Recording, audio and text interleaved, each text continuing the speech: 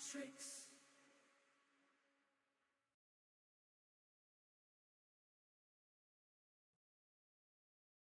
What is going on, everyone? Happy Saturday to you all. Welcome on in, Phantom, Mighty Munchkin, Big Cheese Thrifts, German Axolotl. Good to see you, Mr. Wolf, Ron G, the OG, Dominic. Hello, welcome in, everyone. You like my new music? Yeah, I've been doing that for a couple weeks now. I'm sure you can figure out where that came from.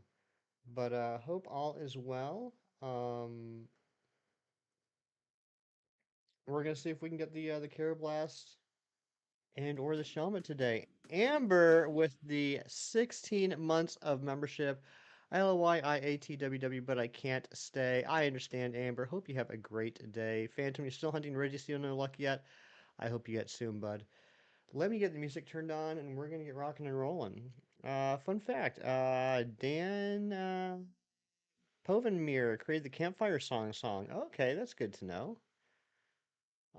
Yeah, let me get the music turned on, and we'll start doing the old reset, the old check and turn off the game and turn it back on, and do that for quite a few hours. But hope everyone's doing well. Hope you all had a great week. As in the voice of Doofenshmirtz. Oh, okay, that's from Phineas and Ferb, right? Found something great today. It's a Hot Wheels 1953 Chevy, and guess what? It's a treasure hunt. Oh, that's cool. Fernando. Oh, geez, I'm sorry. I really enjoyed the joke. I just didn't read it because I was plowing through the intros. Let me read that for you real quick, geez. I once farted at a funeral. I overheard someone whispering, "What died?" I was confused at the direction of the question. Wish you had more time to watch, but you gotta babysit your nephews to see ya. Well, thanks for popping in, German Axolotl. Always good to see you, bud. Hope you have a great day. Fernando the Mando, how are you doing today? Evelyn, what's going on? Good to see you.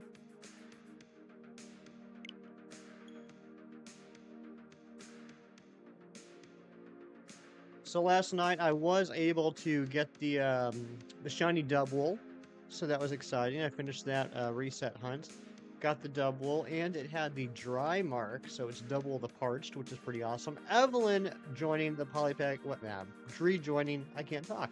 Rejoining the Poliwag party. Thank you so much, Evelyn. Let's get some hype for Evelyn. And Nabil, what's going on? Good to see you, bud.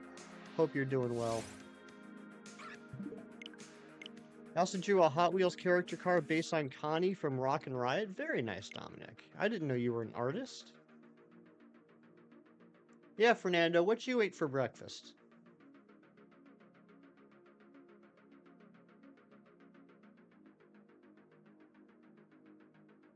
You got a joke? Let's hear it, James. Sleep. Sleep's the joke? Tell you what, I didn't get great sleep last night. I kept waking up. I think I was just so excited to see all of you today. And that's why I woke up. Must be it. Last Sunday, you got Shalfa Golem and 24 soft resets. Are you kidding me? That's like so few.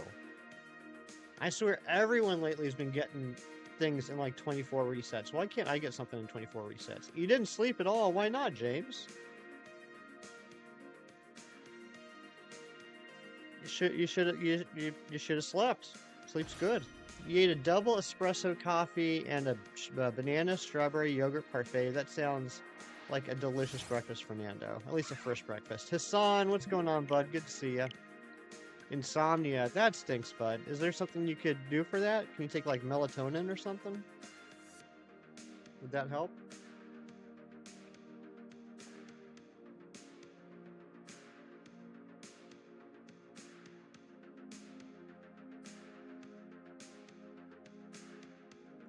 Tiny female chikorita with the rare mark. Are you kidding me, Hassan? That's just like too lucky. That's awesome, dude. The Tomy Rock and Ride toys were sold under a learning curve in Canada. Oh, okay. You do take medicine, but at times it just doesn't work. I understand that. I'm sorry, bud. You're in the office today pertaining to work while watching Pokemon the movie 2000 soft resetting for Suicune. How deep are you into Suicune now, Fernando?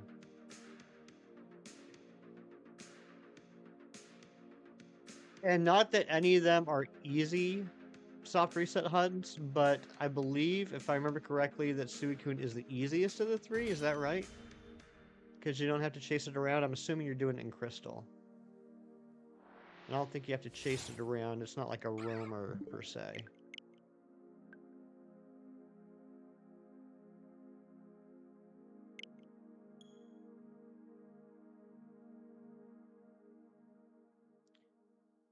You're not kidding. I know you weren't. You would never lie to me, Hassan. You never have. Luck didn't begin there. The day before, you got 2 shiny Cyndaquil and 65 eggs. Oh my gosh. You're so lucky.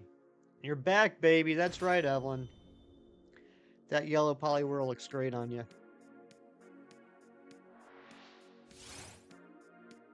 Now you know why people complain about the jellyfish. Um, why is that, Cheese? What's the issue with Nihilego for you? Also, can we get some hype in the chat for Big Cheese Thrifts in the last, I think in the last 2 days, right? Was it Thursday and Friday or was it Wednesday and Friday? Big Cheese finally got the shiny Uxie and followed it up with the shiny Virizion. Both Suicune hunts together to see about 3,900 total. Alpha Sapphire and Crystal together. Also, yes, super easy soft reset, dude. Just gotta wait for the sparklies. Gotcha. Last 2 days. That's insane. Matt Prokopek, YouTuber of the stars. What's going on, Matty P? And Evelyn gifting the membership. Evelyn, you're just being way too generous today. And James the Catboy snatching that up. What a snipe. Matt, please tell Lizzie I said good morning as well. Clefit tomorrow? Is that what? Is that, I do kind of vaguely remember hearing about that. That's like, increased odds of Clefit eggs hatching shiny in Pokemon Go? Is that what you're talking about, Nabil? If so, I'll probably skip it. I only have like the one incubator, and I don't live around a lot of Pokestops, so it's kind of hard for me to collect eggs. But you know, maybe we'll see. It depends on if I'm going out tomorrow running errands and stuff. If so, I'll try and get some. Community day, but eggs for Cleffa, gotcha. I mean, I definitely need that shiny. But we'll see. If I have to run out into town and do some errands, makes sense to try and grab a couple eggs and see if I can hatch some. What are the odds?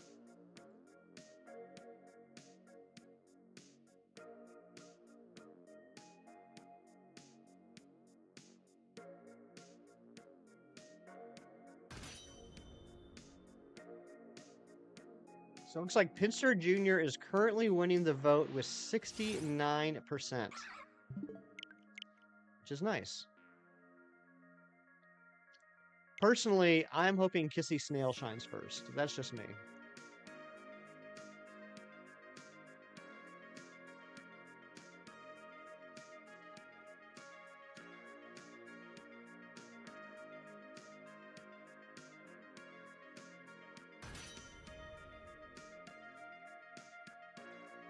So I did my usual Saturday morning routine, pretended I was a kid again, and watched the most recent episode of X-Men 97 when I woke up. Another banger. This is easily the best season of X-Men since at least since at least since season 3, which was the Phoenix Saga and Dark Phoenix Saga. Maybe even it might even end up being better than that. But oh man, I'm absolutely loving X-Men. 125, others say it's 1 in 10. Not bad odds. I think probably at most I'll probably be able to hatch 2, maybe 3 eggs. So chances are I won't get it, but I could get lucky, right? You know, like Karrablast, Steel Green. I mean, I think they're both beautiful shinies. You know, I said it before. I think a lot of people are sleeping on these shinies. I think they're both amazing, but personally, I'd like to get. I want to get both. Obviously, that's why I'm hunting both of them. But I'd be happy with either. But I think I'd be a little itty bitty bit more happy if the Shelmet shine first. Because you guys know how I feel about yellow shinies. I don't know what it is. I just love the yellow they use in these games. Shelmet, Lickitung. Um, some people have argued that my favorite shiny Stuffle is yellow. I won't get into that controversy, but yeah, I just love the yellow they use for shiny Pokemon in these games.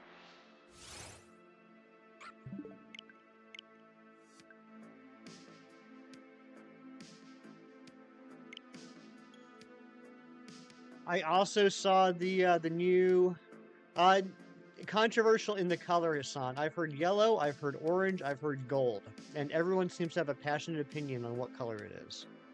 I don't think anyone argues it's a bad shiny.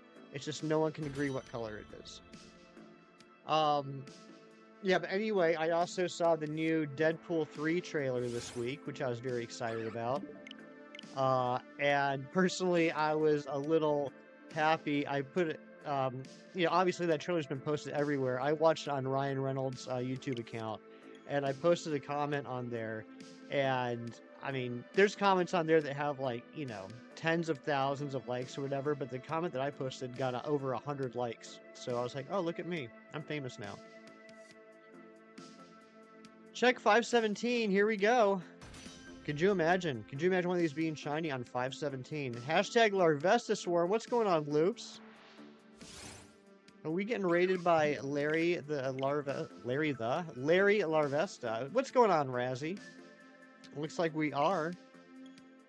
I also found a Hot Wheels, a Roger Dodger, a Surfing School Bus, a second Back to the Future DeLorean, and a blue 67 Camaro. Dominic, you found some good finds. Congratulations.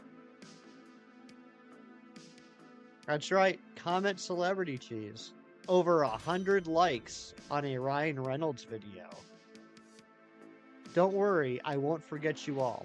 Cyndaquil, welcome on in. Happy Ambi, what is up? Good to see you.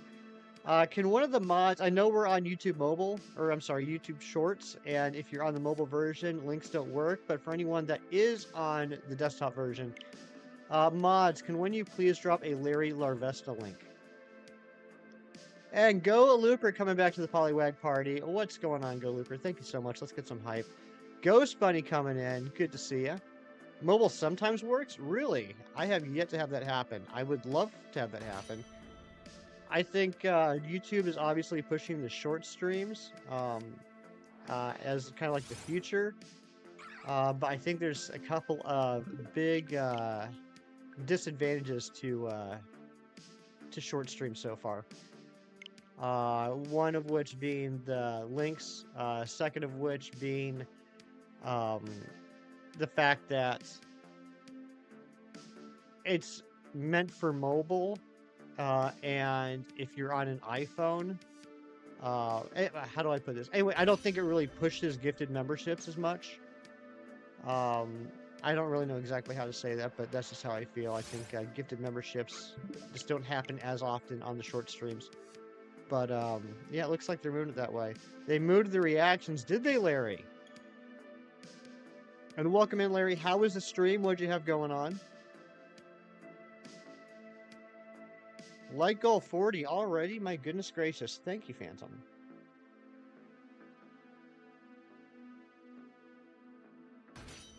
So, yeah, thank you guys for coming in on that raid. Larry Larvesta, awesome dude. And, my name is Hefty, if you don't know me. Currently doing soft reset hunts for Karrablast and Larvesta. I got Larry on the brain now. Karrablast and Shelmet. Gonna see which one shines first. Next to the donut button. Interesting.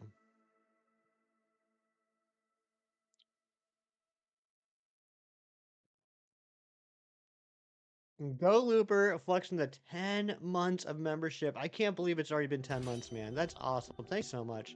Let's get some more hype. Seems like the stream's been nothing but hype so far.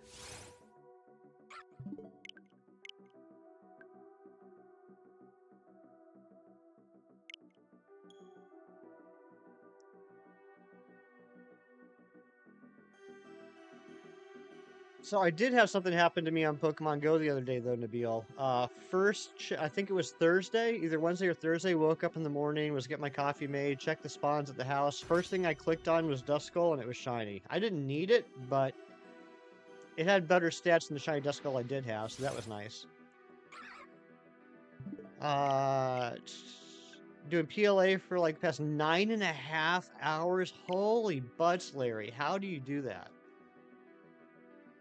Kissy Snail, very funny. Have to using your old AOL username. Good one, dude. Yeah, you know, you were the inspiration for this hunt, Razzie. I was thinking about you as I normally do a couple weeks ago. And I was like alternating between thinking about Razzie and thinking about what I wanted to stream.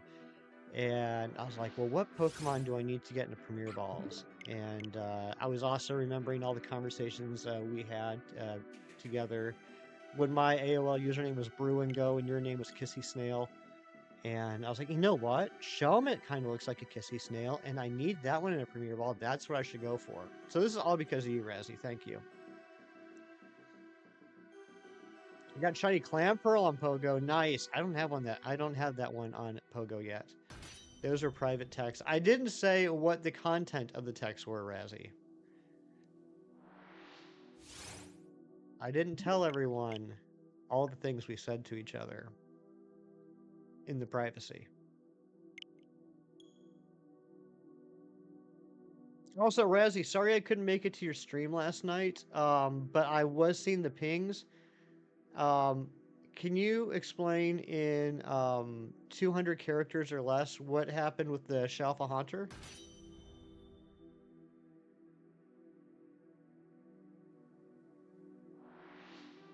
Because I don't know whether to congratulate you or not.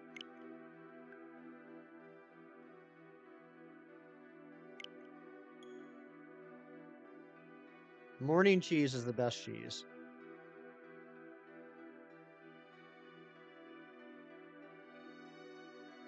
Also, good morning, Clocky. Good to see you, bud. Hope you and Emily are doing well.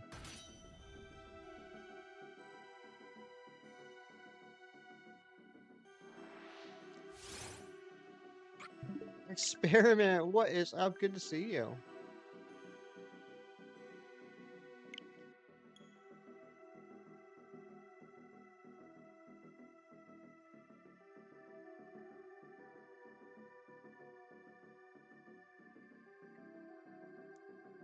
Melty gooey, a warm morning cheesy sauce. I think if that message came from anyone else, it would be a little creepy and a little disgusting, but from Fernando, it just sounds like heaven.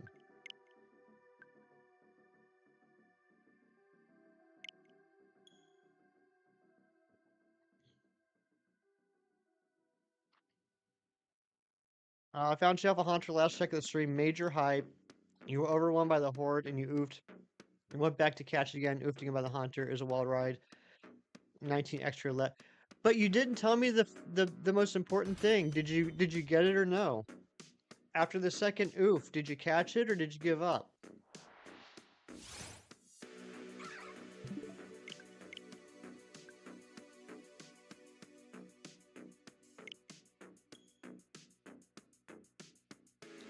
Toasted and butter bruschetta is involved with that. Oh, yummy, yummy.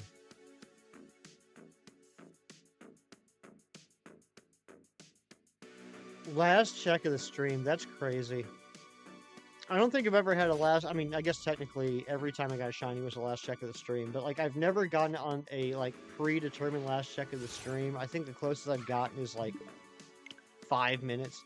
Okay, you did get it. Okay, well then congratulations, Razzie. That's awesome. Now remind me, and when I say remind me, I mean tell me because I don't know.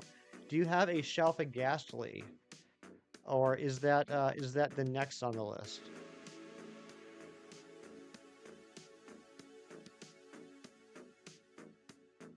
Yeah, Razzie's been cracked with the permutations.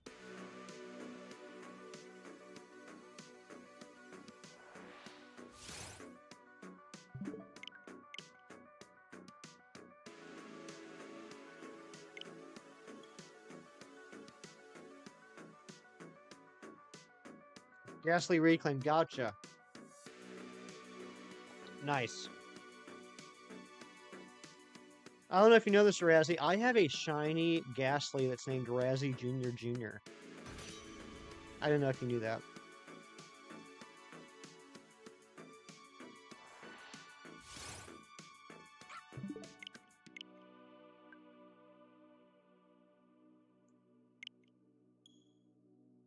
Bye, Razzie. Have a great day at work. I hope you eat lots of good food and enjoy friendships with people. And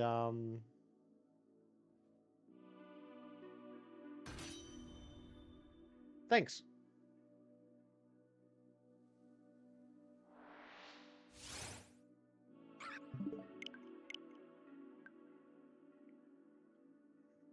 So your boy Hefty had his annual physical on Thursday. Last week I had to go in for the standard blood work they do, like the week before the physical. So I had my physical on Thursday. And it turns out that old age is catching up to me for the first time in my life. Um, my cholesterol is a little high.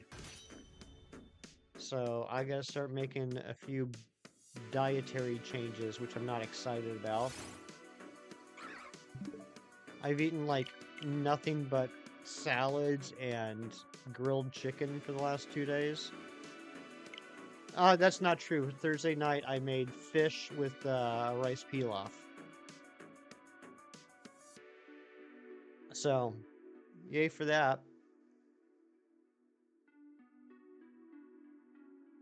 Physical in 2 years, you gotta do that. I think at your young age, it's not as important to get a physical every year, but definitely don't want to wait too long in between visits. I just got to raise my special attack. That's right, Kieran. Thank you. You have a shelf of Ghastly. You got random counter. Nice. You guys, it feels like there's been a big resurgence in Shalfa hunting lately, and you guys really got me a little curious. You guys got me a little interested in maybe doing some Shalfa hunting, just for funsies, not for the decks or anything, but just for the fun of it. Oh, geez, I'm not that old yet. That actually did come up, and good news to everyone that cares about my personal comfort. I got another 2 years before we got to start doing that.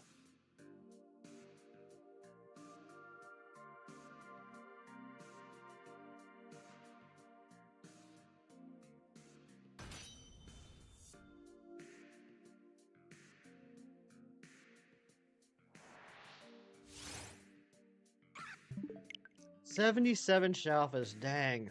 I just got two. And honestly, I don't even know if I have two anymore. Did we give away a Roserade or we definitely didn't give away. No, we didn't give away either because they aren't available in Scarlet and Violet. I think I put my Shalfa, Roserade, and Carnivine in the giveaway boxes. But yeah, those aren't in Scarlet and Violet, so I wouldn't have given those away yet. I might have to grab those and take them back out.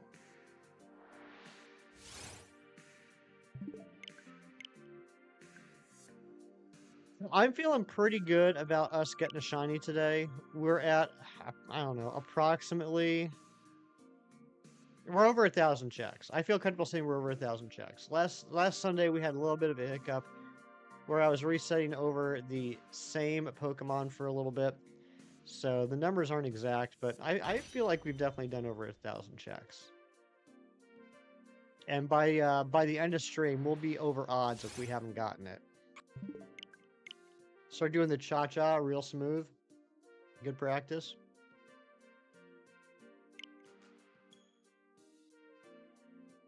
Lots of grinding and completing the dex entries or random luck. Yeah, so like that's something I'll have to do if I want to start actually actively hunting Shalfas, is go back in there and start working on dex completions. I think there's only a handful of Pokemon that I have a perfect dex on. Most of the rest of them are just at 10.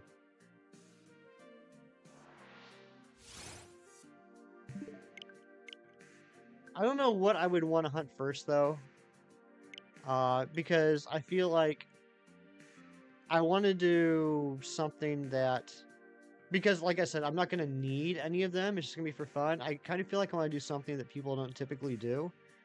Like I know the 3 Sinnoh starters, Torterra, Empoleon, and Fernape are pretty popular. The Snorlax, the Ninetales. I feel like I want to go for something that people don't typically go for. In other words, I want to go for something that no one cares about.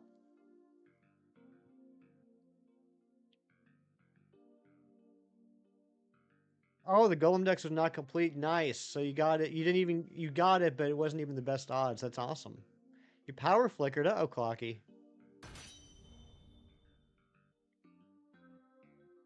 Been full odds hunting lately. Nothing yet since Barrel and Platinum.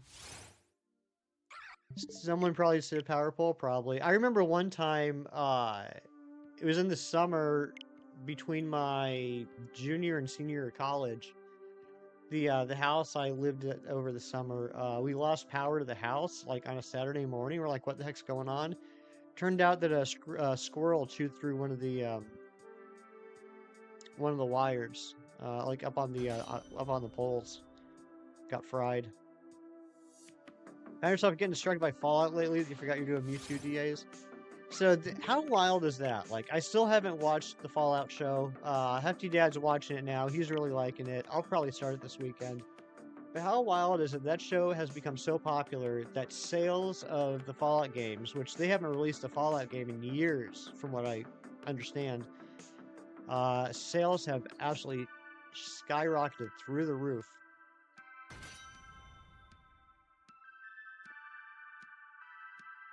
Alpha Scyther hasn't shown for you. It's been perfected with Charm. I'm sorry, buddy. 20 soft resets for Trico and Emerald. Good luck, Phantom. I hope you get it way under odds. I want to see you get that under 1,000 checks. You have a PSA for all Midwest people and Big Series. A lot of bad storms going to happen today. Thank you for the PSA, Cheese.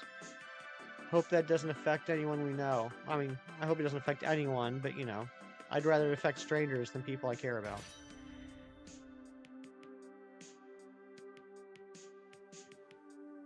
Experiment, take care, buddy. Thanks for being here. Hope you have a great day.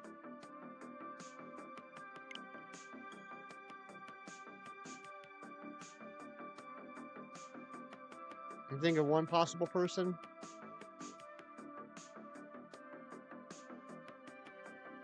Define Midwest. Like, what area are we talking about? Because if it's where I'm thinking of, I can think of two. Minimum. I hate it when the bottom switch takes forever to load up.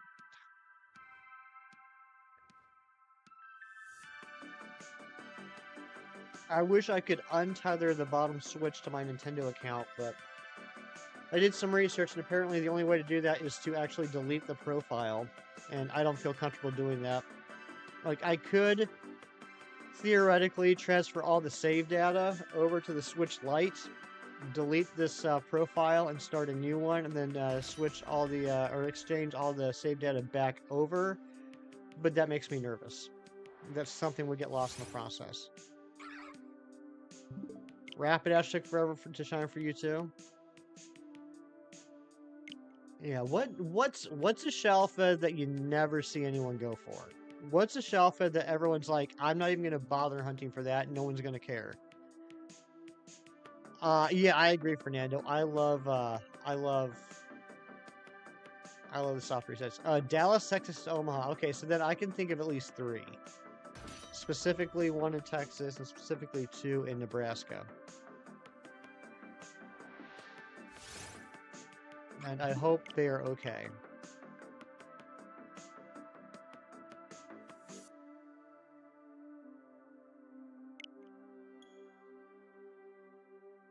Now you have 2 of them. 2 shiny Rapidash. Steelix, since you already got 2 Rapidash. Well, Nabil, that's not fair. You can't pick something because you already have it and you don't care. I mean, I want to know ones that, like, no one ever streams. Thea said she's okay? Okay, good. Thanks for letting me know, Fernando. Steelix would be a nice one. I do love Steelix's shiny. That'd be really nice in the Gigaton ball. Is there a shelf Starly anywhere?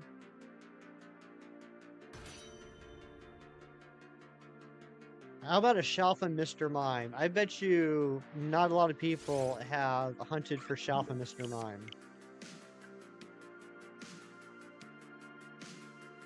Yeah, 3 Shalfa duplicates, Rapidash, Rhyperior, and Piloswine. Nice.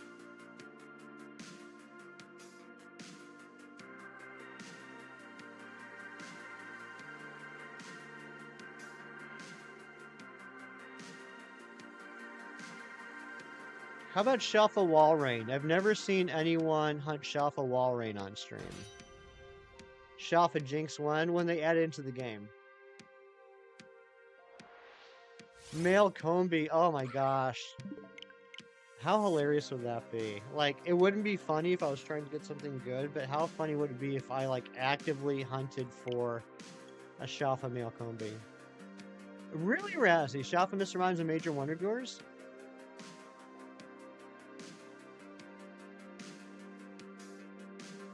Megaball Shalfas. It's possible. My guess, and it's just a guess, I got nothing to base this off of. My guess is the Mega Gimmick yeah, I'm just gonna say Gimmick. The Mega Gimmick will replace the Alpha Gimmick in Legend ZA, but it would be pretty crazy if there were Alpha Megas. If there were Alpha Megas, we would have to call them Omegas, right? Like, we just have to. An Alpha Mega has to be called an Omega.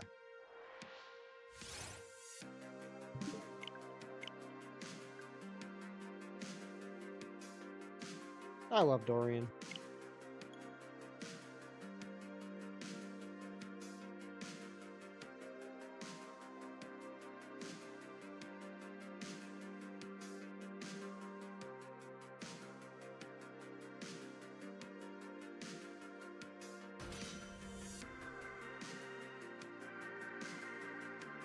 Tyler Shanks, good to see you're excited because today is your sister's wedding day. That's amazing. Congratulations to your sister. You have a Shalfa Starly and Staravia? Very cool, Phantom. You eventually going to go for the Staraptor?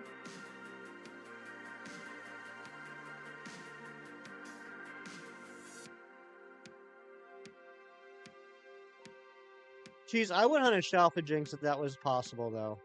I think Jinx gets overhated. I think Jinx is actually a pretty cool Pokemon. I know it saved my butt in Crystal. When I was playing through Crystal on the on the VC a year or two ago, in the odd egg I got a shiny Smoochum, and I put it on the team and evolved it up into a shiny Jinx, and that thing basically took me all the way through the Elite Four. It destroyed them. I got a newfound respect for Jinx after that playthrough. Jedi Master would be proud. That's right, Tyler. Absolutely he would. Kind of going for Frostlass and Sneasel. No luck. You'll get them. You will absolutely get them. Eventually, I need to get back on the Scarlet and Violet Masuda train and finish hatching the rest of the Hisuian forms. They've just been sitting in a box waiting for me to get more eggs. I've just been having too much fun with these hunts. And friend safaris and SOSs and stuff like that. I'm about maybe close to 100 Delmise deep into an SOS hunt on Ultra Sun. I think it's going to be my last SOS hunt. Oh, also, guys, I was really super excited about this. I started a hunt last Friday, a week ago yesterday. I started resetting for the shiny Surfing Pikachu in Ultra Sun. In order to get that, you gotta do all the Mantine Surfing minigame levels and beat the high score. And once you beat the high score on all 4 levels, then you go to the surfing shop, and the guy says, "Dude, you're awesome. Here, have a Pokemon." And it's a Pikachu that knows Surf. And it is shinyable, but it's a gift Pokemon, so the odds are 1 in 40-96. So I started that last Friday. Didn't do it over the weekend. Started working on it again on Monday. Tuesday morning, it's shown. I now have a shiny female Surfing Pikachu. I was super hyped about that. It had to have been under 1,000 encounters or 1,000 checks. I was super excited about that. And thanks, Anne-Marie. I'm debating because I'm a weirdo. I'm debating going for it on Ultra Moon again. It doesn't change. No, it does, James. You're thinking about the Ash Hat Pikachu. The Surfing Pikachu does have a shiny sprite. I'm thinking about going for another one on Ultra Moon so that I can evolve one of them into a shiny Surfing Alolan Raichu. Jinx is the second most, which has been unfair to it, only after Porygon. Yeah, I agree. I agree, Nabil. I never quite, I mean,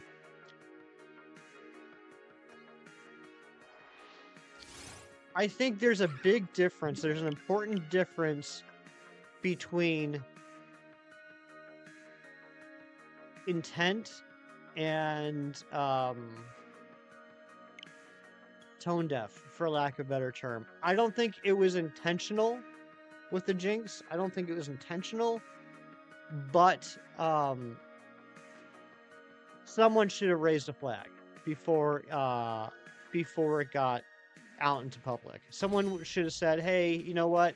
This probably isn't going to be received very well, so we should probably think about changing the color. Fernando, I'm not positive. I don't remember the Mantine surfing in Sun and Moon, but I've only played through those games like once. So maybe it's in Sun and Moon, and I just don't remember it. I'm not positive. Storms, thank you for the lurks.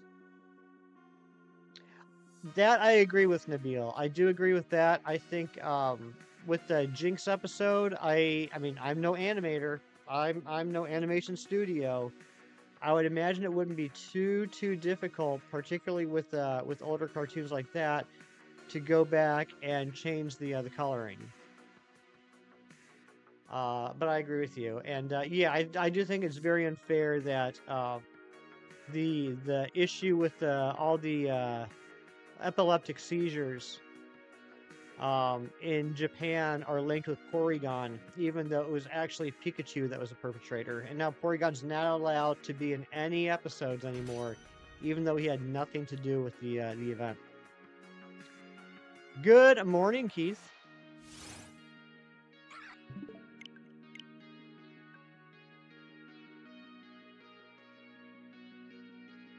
You don't have Ultra Moon. If you did the Surfer, you'd save state manipulate. Those are big words, Cheese, and I don't exactly know what that means, but that sounds cool.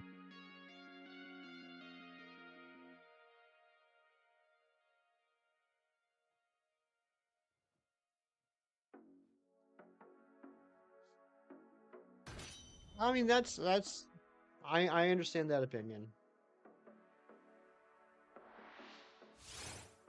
I don't necessarily agree with that opinion, but I do understand it.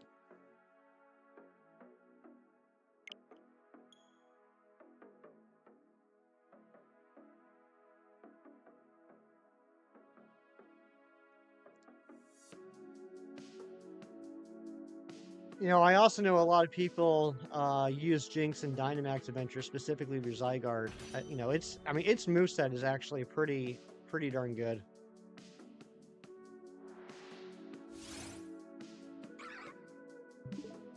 Hold the save before the hunt off the cart, hunt it, get it, transfer, then reload save back before the hunt go again. Oh, I see what you're saying.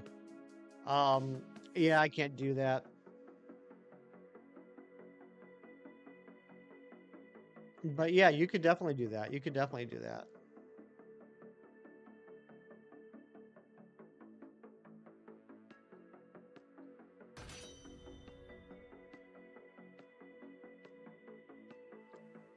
Billy, good morning, my dear. Hope you're doing well.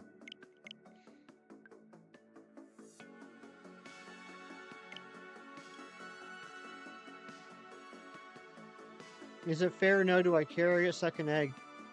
Honestly, Cheese, I wouldn't, like, you know, a lot of times I say I don't have a problem with how people hunt, and I mean, ultimately I don't. But I'm not gonna lie, there are times where people say how they hump things, and in my head I'm thinking like, yeah, that's kind of, juking the odds in your favor. With that, I don't think that's the case because you're not changing the odds. You're still doing two 1 in 40 96 hunts. You're just not making the investment on buying and playing another version of the game. I mean, you're still doing two 1 in 40 96 hunts.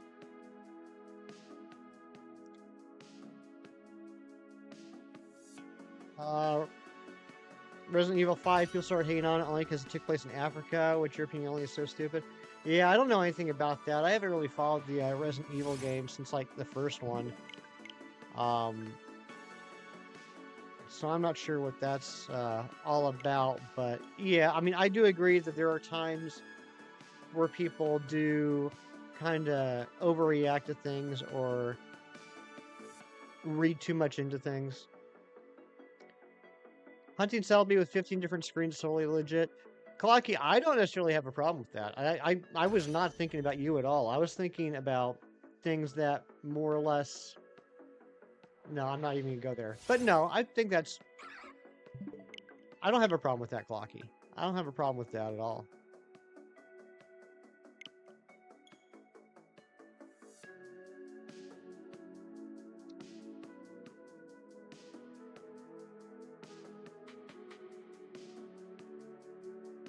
Now, if you had, gone into the game and changed the shiny odds from 1 in 8192 to like 1 in 1365, that would be a different story.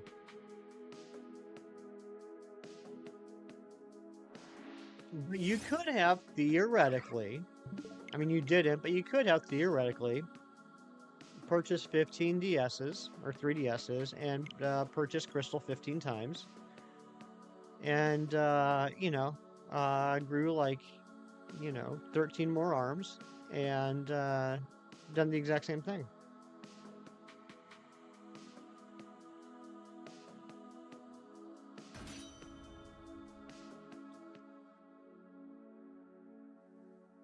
Getting close to perfecting the cute charm RNG glitch in Diamond. Nice.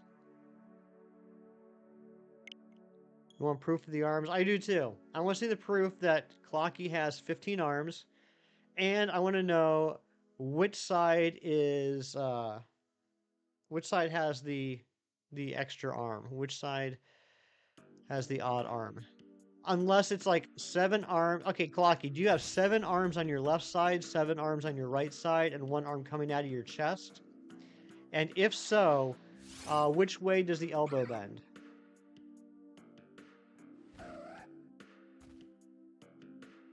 Clocky, I agree with that too. Money and or time, right? So like when I was hunting for Mew and when I was hunting for Deoxys, the only barrier for those games or for those hunts for me was that I did not attain the key item during the limited time it was given away back in like 2003 or whatever. Your Spider-Man gotcha. Clocky, spiders don't have 15 arms. You need to go back to school because they failed you. Plan to do an original Masuda hunt in the Gen 4 games, let you have access to Japanese and English Pokemon. Oh, that's awesome. I didn't even think about that, Fernando. That's really cool. I knew that you were buying the Japanese games, but I didn't consider the Masuda aspect of that. That's amazing. Spiders, man, the one with all the spiders. That's a real thing. How crazy is that, Clocky? That is a real thing. There is a Marvel Comics character called Spiders Man. That is just a man made out of spiders. That is a thing that actually happened.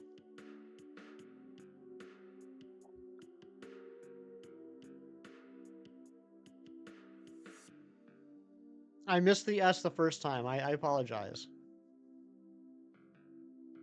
Your wife would die. I think most people would. I don't have a problem with spiders in general, but if I saw a man made of spiders, yeah, I would scream like a baby. And I would never sleep again. OG Masuda's one in 1638.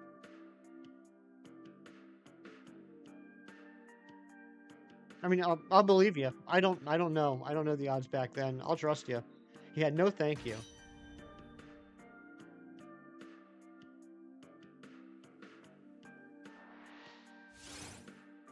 Oh, that reminds me. Hold on a second. I gotta check eBay.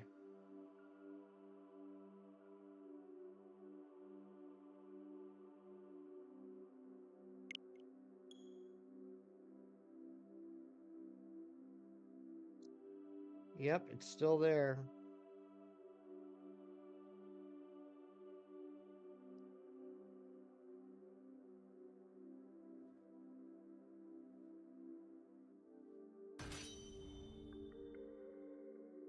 Yeah, log in. Why were you logged out? What I'm gonna buy? Amazing Spider-Man 135, the second appearance of the Punisher.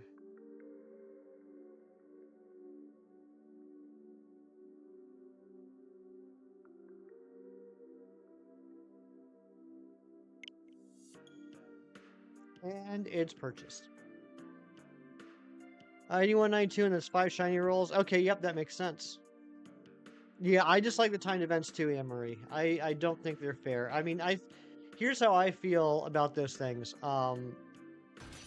And some people are probably going to disagree with me on this. I think everyone should have equal access to legendaries. I don't think that should be a thing, and I don't think that legendaries should be shiny locked, Scarlet and Violet. When it comes to mythicals, I think because they are mythicals, there needs to be a little bit something extra. There needs to be a little bit more. Not everyone can just immediately get them. Not everyone should have immediate access to them. How do we do that? That's a tough one. You know, they've done timed events in the past. Like even, you know, most recently they did the Shaman and Darkrai mystery gift events in BDSP. And if you didn't get the mystery gift of, you know, item, you know, within the time limit, then you missed out on the mythical. And I don't think that's the fair way to do it personally. I liked, even though they weren't shiny huntable, I liked the concept in BDSP of if you have save file data from Let's Go Pikachu and Eevee or from Sword and Shield, you can get a Mew and Jirachi. Because that's you know, it's a little bit of extra effort. It's a little bit of extra work, right? You need to show that, you know, I'm being really simplistic here. You need to show that you're like, you know, you're a fan. You know, you've played other games. You've done that. The issue with that is then it does kind of go into Clocky's point earlier about, oh, well, then they're just locked behind a paywall. Now, I mean, that said, you could just borrow the game from somebody, stick it in your Switch, start it up, create a save file, give it back, boom, you never bought the game. But that does mean that you'd have to have friends, which I don't know about you guys, that can be difficult for me sometimes. But anyway, like I do think there needs to be something extra in order to get mythicals. I don't think everyone's entitled to just be able to pick up a game and immediately grab a mythical. There needs to be something special about them. I just don't know exactly what that answer is. You're going to get Question Omnibus 1 from eBay. Ooh, nice. Nice, Fernando. Yeah, I like that little mini-series I read last year, or year before, whenever it was. That was a pretty good one. You almost quit Pokemon for good because you weren't able to get Meloetta back on Black and White, Black 2, White 2. Oh my gosh, Nabil. That's like your favorite Pokemon too. Yeah, I would imagine that would be heartbreaking. I'm glad you didn't though. Insert Borat meme as a question. Wait, which Borat meme? Like literally all I can think of is my wife. Oh, what, the very nice? Very nice. Yeah, I'm excited. So, once I get this issue of Amazing Spider-Man number 135, I'll still need to pick up 136. That's going to be another pricey one because that's the first issue that Harry Osborn the son of Norman Osborn, becomes a Green Goblin. So I'll still need that one. But once I get that one, I will have every Amazing Spider-Man issue from 129, which was the first appearance of the Punisher, through...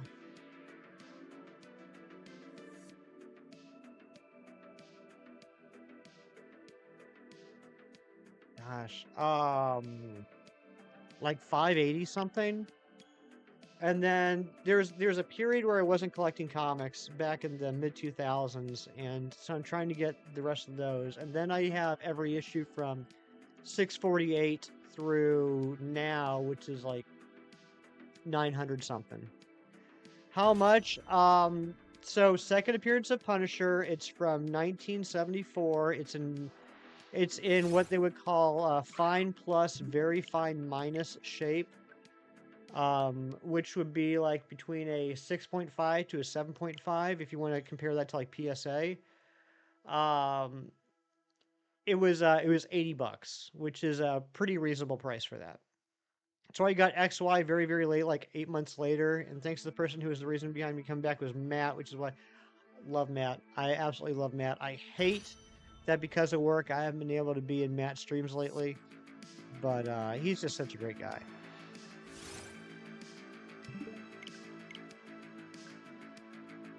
Ron, I do. I got it framed on the wall in the man cave downstairs. Why so much conditional conditions? Because I sell that stuff because as someone that, while not necessarily comics, understands, conditions, is able to kind of like quantify what things are going for and everything. I want to give you like, the whole picture. That's all. I wasn't trying to justify anything. I was trying to, let you know, like, it's in this condition, and I got it for this amount, which is a reasonable price.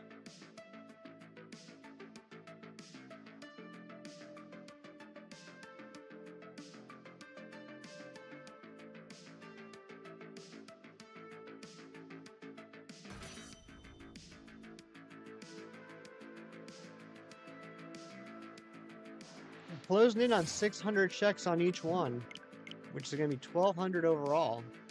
We're definitely going to hit odds today.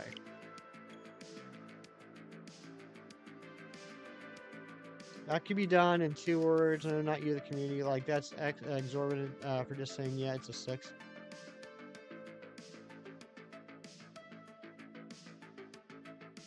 Oh, okay, I see what you're saying. I might want to watch yesterday's stream. We sure did break him both physically and mentally. Oh, I'll definitely have to watch that then. Scarlet and Violet Outbreak event. I might, Amory. It's what? It's Shinx, Relor, and... What's the other golden one? Shinx, Relor, and... I'm blanking. What's the third one? That's on your list? I hope you get it, Ron. Varoom, that was the other one I was thinking of. I didn't know about the Magikarp. And it's just boosted odds, right? It's not boosted marks. It's not boosted mark chance. No, I didn't know Magikarp was part of it. Makes sense. It's golden.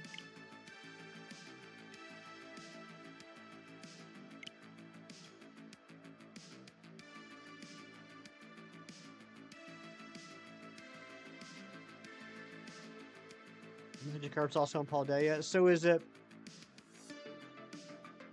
Where are they located? Which one is, I mean, are they in all 3 maps? Which one would be located in Indigo Disc? Tyler Shanks, thank you for the Kirk alerts.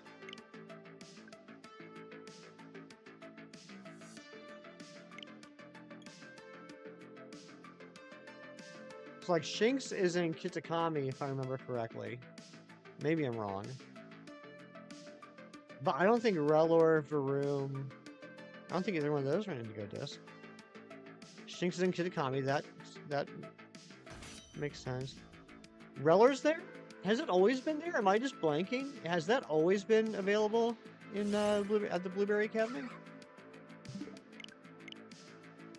You kind of want to mark Shiny Magikarp? Do it then.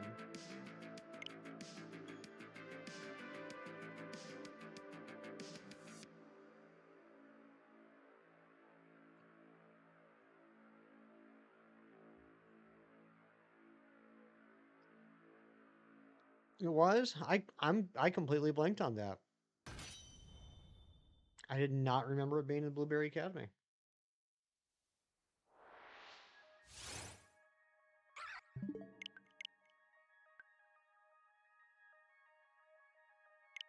Yeah, I don't remember Rapska being there, Tyler.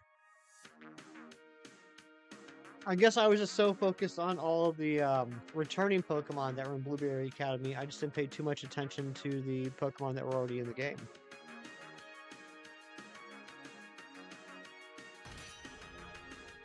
Yeah, I booted up Scarlet and Violet last Friday for the 2-year anniversary giveaway stream, and that was the first time probably in a couple months.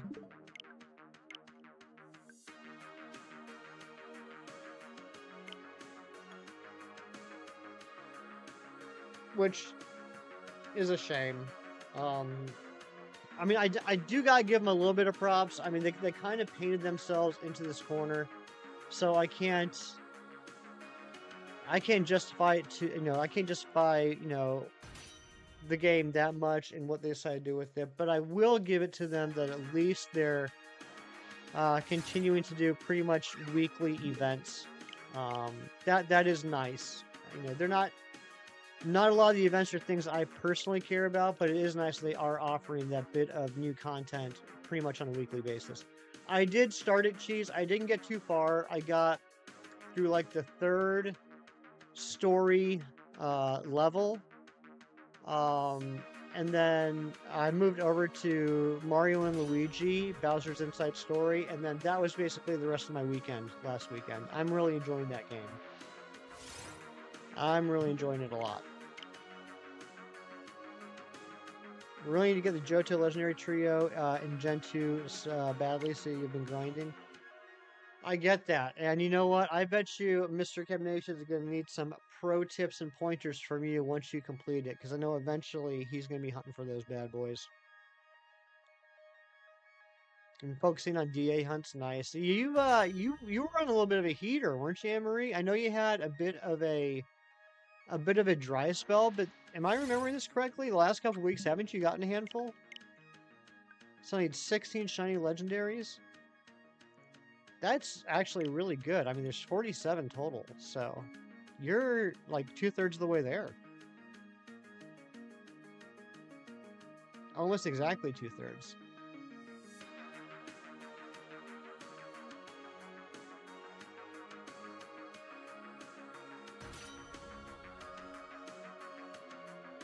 "35 encounters per hour, which isn't perfect, but decent." That's actually faster than I expected. That sounds pretty optimized from what I understand about this hunts, Fernando. And you need 6 hours from the other game? Okay, gotcha, Anne-Marie.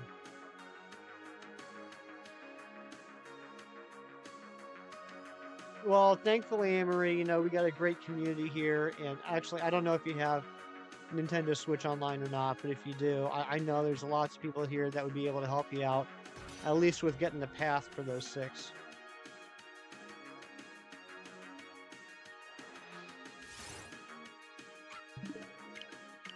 Max encounters you've seen online is like 40 to 44. Oh yeah, you're pretty close.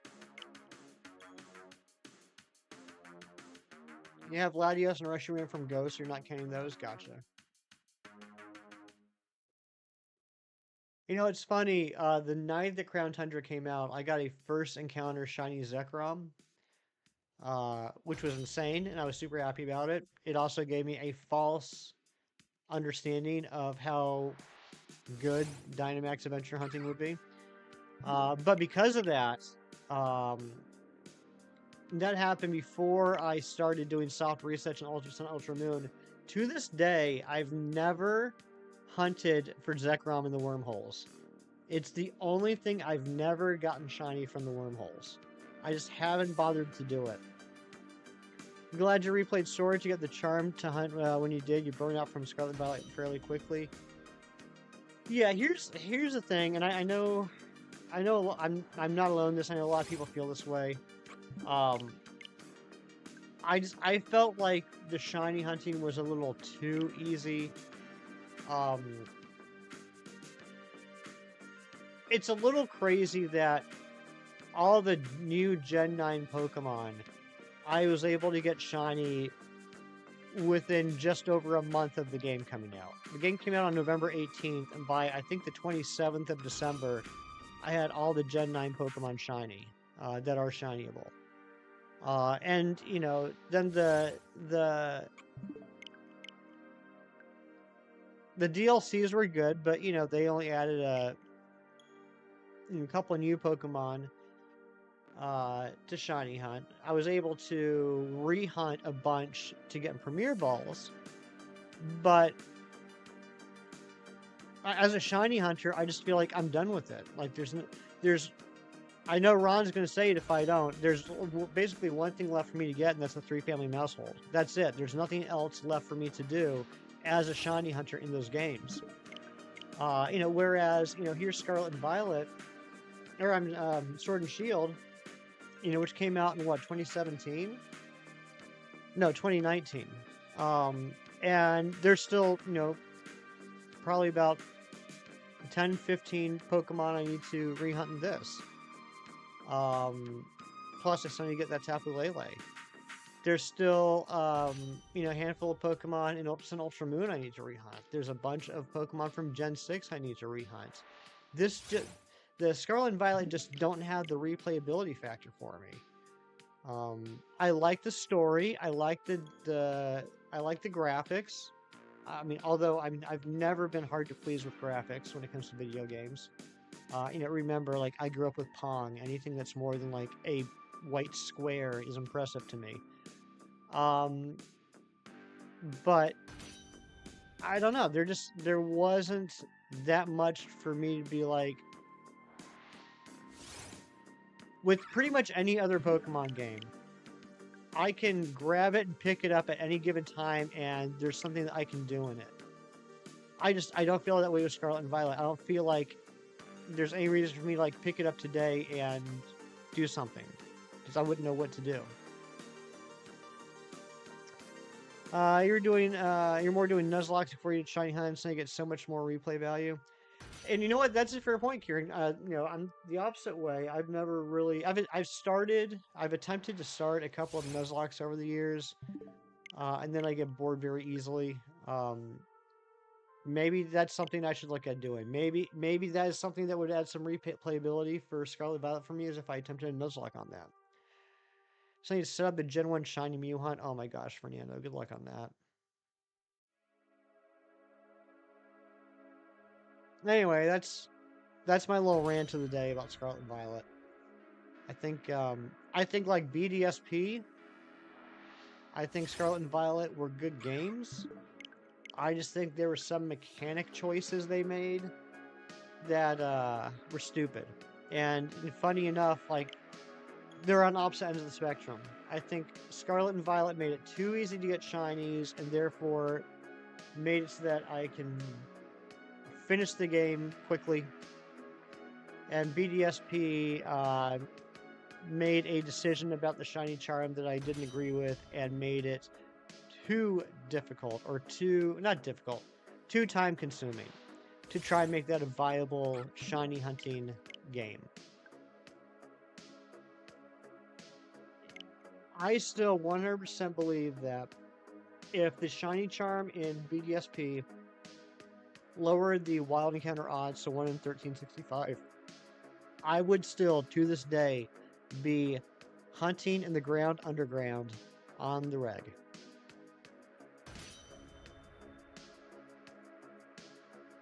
That would be sick, Fernando. A shiny Mew with the Game Boy icon would be incredible.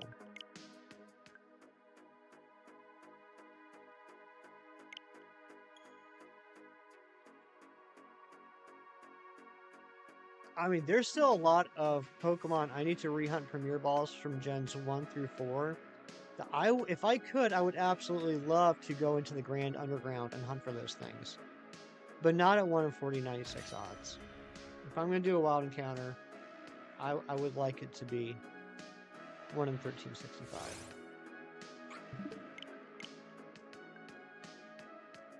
But that's just me personally. That's just my personal opinion on that.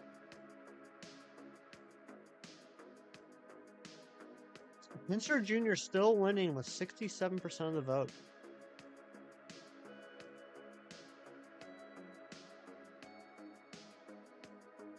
Poor Kissy Snail. Really like Nuzlocke. They are fun, but can be heartbreaking. True. Very true. I know some people when they do Nuzlocke and a Pokemon faints, they will go into the PC and they'll actually release the Pokemon. I don't think I'd ever do that. I think I would just have like a death box, like some other people do. Solely because if I end up playing a Nuzlocke, one of the advantages or one of the perks, one of the bonuses of doing a Nuzlocke is it gives you an opportunity to use Pokemon that you wouldn't typically put on your team, right? It gives you an opportunity to play with Pokemon that you usually wouldn't pick, and get possibly new appreciation for those. So like if I were gonna do a Nuzlocke and I found out that holy crap, I'm playing through Scarlet and Violet, and it turns out that I really like Capsakid and Scovillain. I just never really gave him a chance. I wouldn't want to get rid of that Scovillain because even after the Nuzlocke, maybe I'd grab that. Maybe I'd use that more often in other playthroughs, things like that.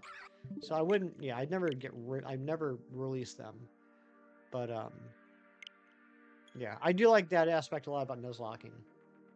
Um, One attempt I did on a Nuzlocke was in Pokemon Black, and the first two Pokemon I caught were, not too surprisingly, Patrat and Purloin.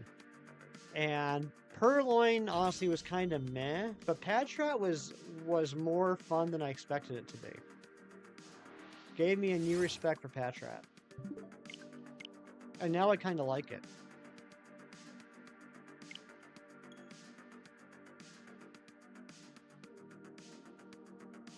I think it's universally picked as like the worst, Route 1 normal type, but I actually kind of like it.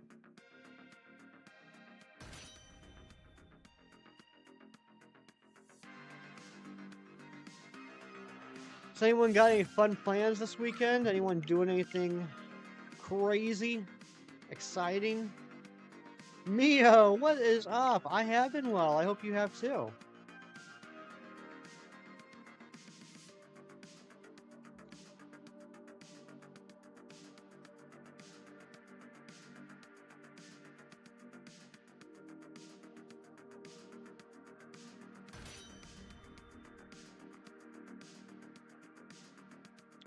Last night, this morning, I played some more Princess Peach Showtime. I think I have 4 levels left before I go to the final boss.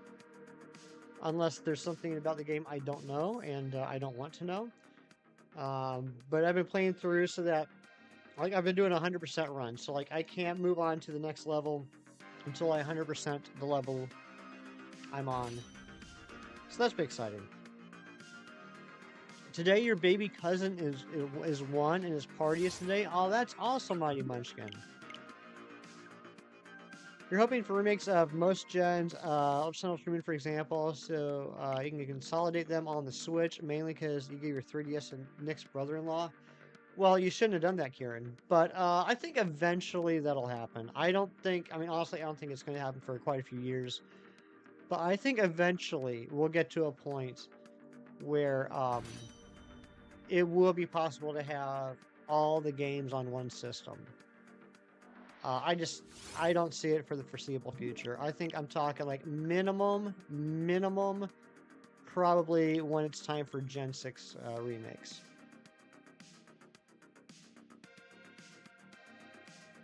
And by that, I mean remakes of X and Y. It would obviously be Gen like 12 or something like that. But you know what I'm trying to say. Remakes of the Gen 6 games.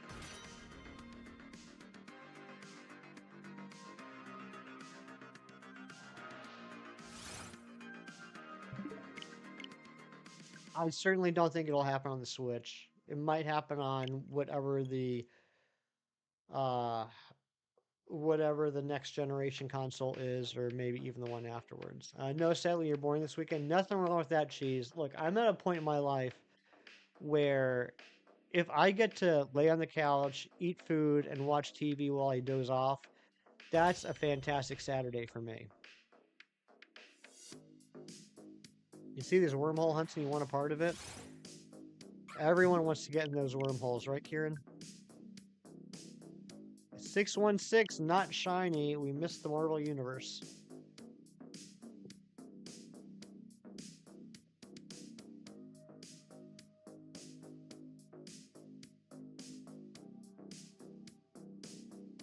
They're funstrating. That's a good way of putting it, Cheese. Funstrating. Cheese, I still can't believe how quickly you got that Virizion. That was amazing.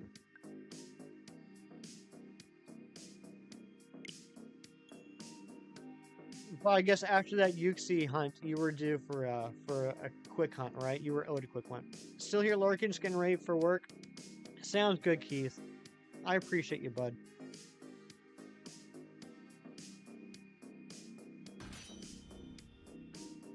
Where is this shiny? It should be showing up anytime now. Been getting on with live. You're looking here. We'll gain some Galar exclusive ribbons on a shiny Duraludon before evolving it. Ooh, that's cool. I like that. We all know we're gonna pay the quick hunt tax. Well, geez, I hope the Virizion balanced out the debt the game owed you. So I hope with the Nihilego you're starting on fresh ground with that approximately 63% chance of getting a shiny under odds.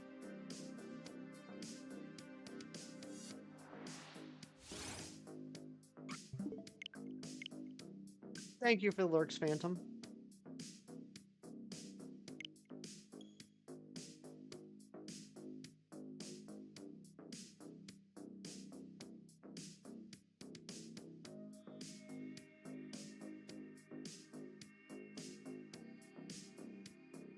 Drago or Lucky at some point. All the other Reggies went over odds. Dang, I'm sorry, Kieran. I'm just so thankful I didn't hunt Regice, Registeel, or Regirock in Sword and Shield. I don't think I could take that after what happened with the Drago. I don't think I could survive those hunts. That's your first and probably only Jumbo Mark shiny. I'm so jealous. I still don't have a Jumbo Mark shiny. What'd you get? What was Jumbo?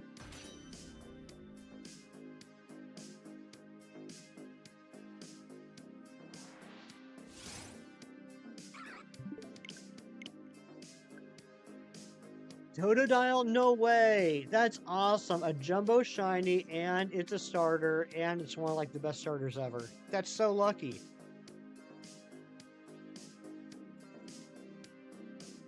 You got too lucky on your Regirock, less than 100 checks? Yeah, that is too lucky. That's just kind of like not even fair, Keith. Why don't you save some shiny luck for the rest of us, guy? How about that?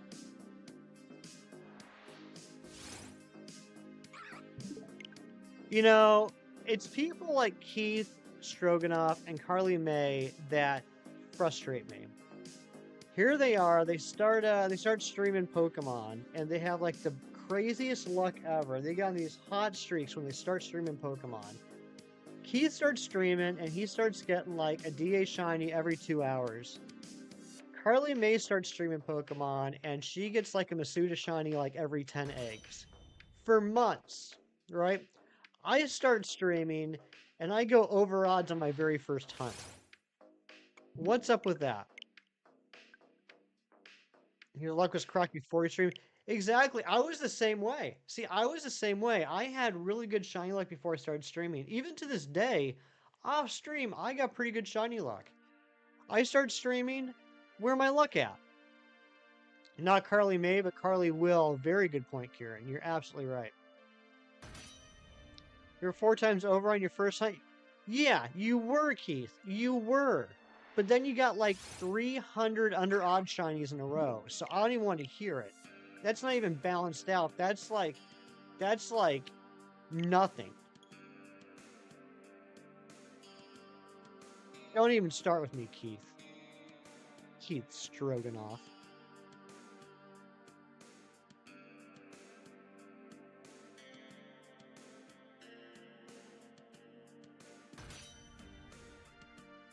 I mean, we did get some quick shinies.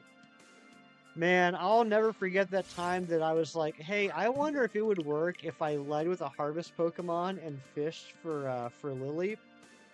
And then I got the shiny Lileep on like 28 checks. That was pretty awesome.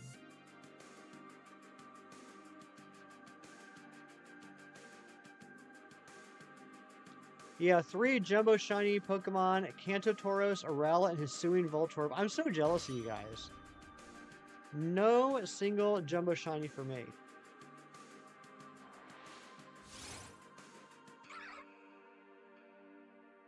Geez, that's adorable, and I want it.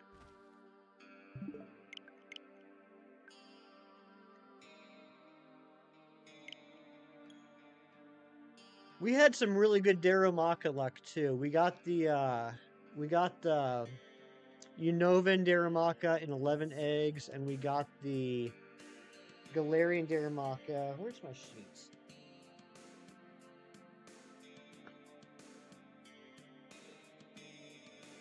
In 185 eggs. That was pretty good. Yeah, I think 11 eggs is my on-stream best. Voltorb was 192 checks.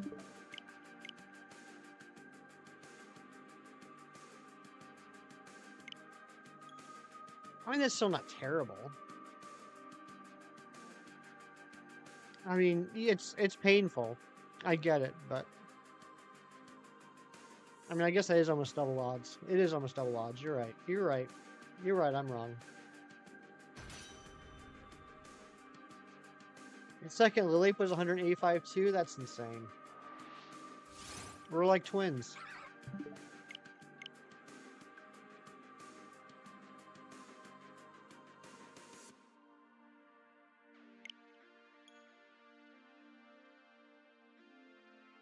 We started out really good with Masuda. Grookey was 74 eggs, Impidimp was 252, Applin was 235, Cramorant was 196. Then we did some fishing and got the Lileep in 28. Stonejourner, that was a wild encounter. We got that in 78. That freaking Sizzlipede took 847 eggs. Then we got the Darumaka in 11, Galarian Darumaka in 185. Lunala took 75 Dynamax Adventure checks, and freaking Rowlet was 736 eggs. And then Razzie and I did a race for the fossils, and I got the Arctozolt in 6,038 checks. Hey, what's up, Mino? Good to see ya. Sent to Scorch, which was random encounters, we got in 694, so that was good. That was under odds. Litten Masuda, 1,079 eggs. And then Dreepy Masuda, 499 eggs. Thankfully, no one remembers the Dreepy hunt. It's not worth watching. Don't worry about it. Dragcloak, Wild Encounters, 2,660, almost double odds. And then Dragapult, my first soft reset hunt like this, 1,235. Just under odds. How do you hunt those fossils? Kieran, the first thing you need to do, if you don't already, is buy a turbo controller.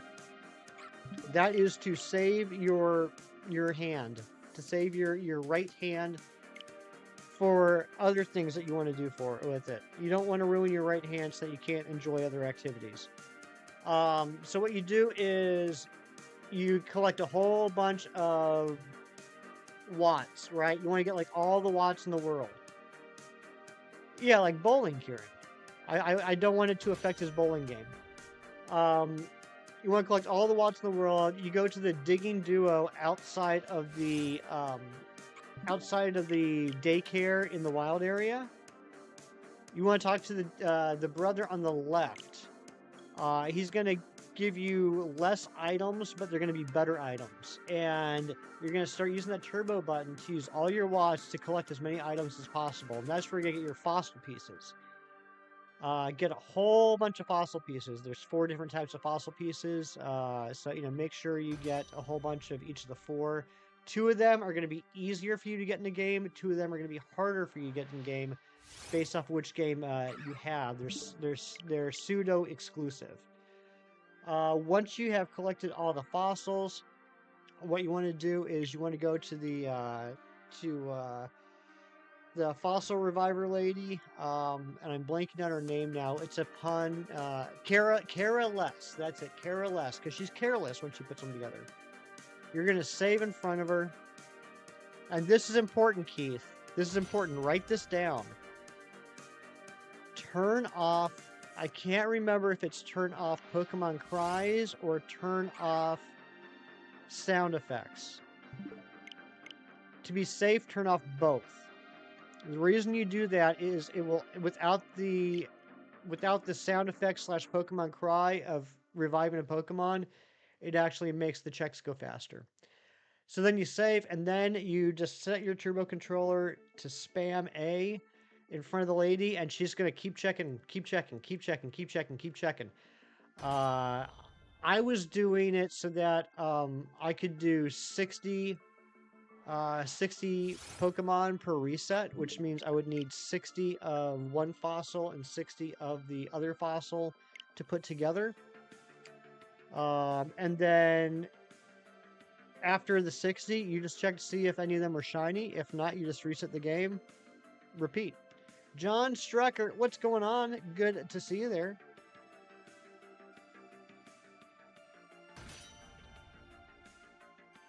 But yeah, I mean, you don't need a turbo controller, but if you don't get a turbo controller, your wrist is going to be very cranky.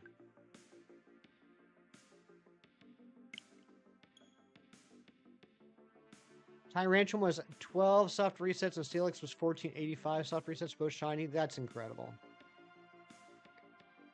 Yeah, shiny upon revival. And so Kieran, here's the thing. Suggestion I would give you, because this actually was very important for when Razzie and I were doing this race. Since you're spamming A, right, with the turbo controller, it's running through things super quick, right? So when you get the fossil, it'll pop up on screen for a second and be like, oh, you got an Arctozolt, and it'll show the Arctozolt. But it's only for like a second, if that, right? So it's really easy to miss if it's shiny. So what you want to do is after you've revived all your fossils, right? After she's like, hey, you're out of fossils, you're done. Before you reset, go into the Pokedex. Not into your boxes. Go into the Pokedex. Go to the Pokedex entry for the fossil you're going for and see if the shiny sprite is there. If it is, you got it. If it's not, you didn't.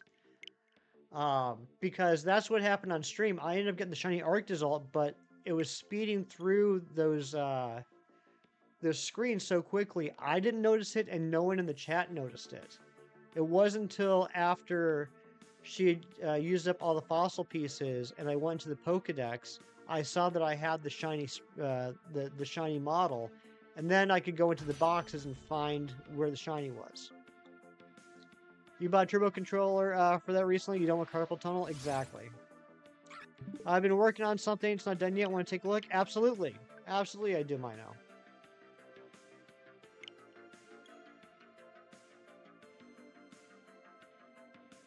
Yeah, I mean, you don't have to check the Pokedex. You could check each individual Pokemon in the Pokemon boxes, but depending on how many fossils you're reviving at a time, that could take forever.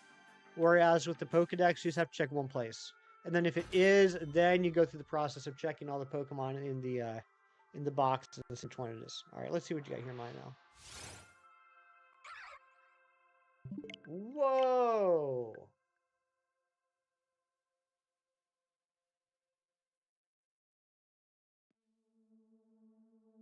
Am I looking at the Noivern?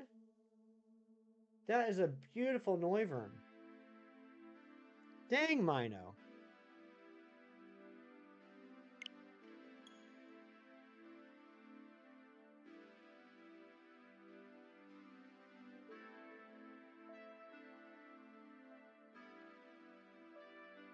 You should be proud. That's gorgeous. I mean, fantastic art as always, but the coloring, you just knocked it out of the park with the coloring on this one.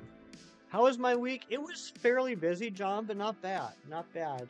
Actually, we hired someone this week. So, second half of the week was a lot of training, which, you know, training's like a mixed bag, right? If you're training somebody, the whole point is that they're going to start, doing things to make life easier for you. But the actual active training takes up a lot of time, and it means that you can't get as much done outside of the training. But it went pretty well. So yeah, it was a busy week. I was sad that I couldn't really be in Chem Stream yesterday because of it. But yeah, it was a good week. Plus, I got the shiny dub wool last night doing this method, and it had the dry mark, so it's dub wool the parched, which is even cooler because even though it's a weather mark and not like the craziest, like most awesome mark in the world, it is a mark that's not available in Scarlet and Violet. So that's a mark checked off the mark list that I don't have to worry about anymore. Got to work on the environment a little more though. Go for it. I think it looks great as is, but I'm not an artist. If you think there's more you can do with it, do it. How was your week, John? You love Mark Shinies and Sword and Shield? I do too. Now I do. I didn't really care in the past, but that's one thing that Scarlet and Violet did get me into is marks. Even though they were available in Sword and Shield, I never really cared about them until Scarlet and Violet. Joyce, what's going on? Good morning to you. And Tyler Shanks, thank you for the Kirklerks. Nothing you on this, Reggie. You're going to get it. It's coming, Phantom.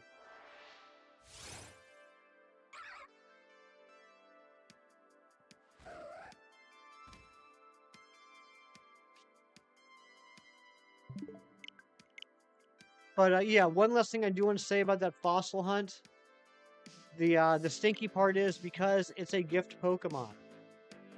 And I think this is the case in most games since Gen 6. Since it's a gift Pokemon, the odds of it being shiny are 1 in 40-96, even with the charm. Week was fine, glad it's the weekend. Same here, bud.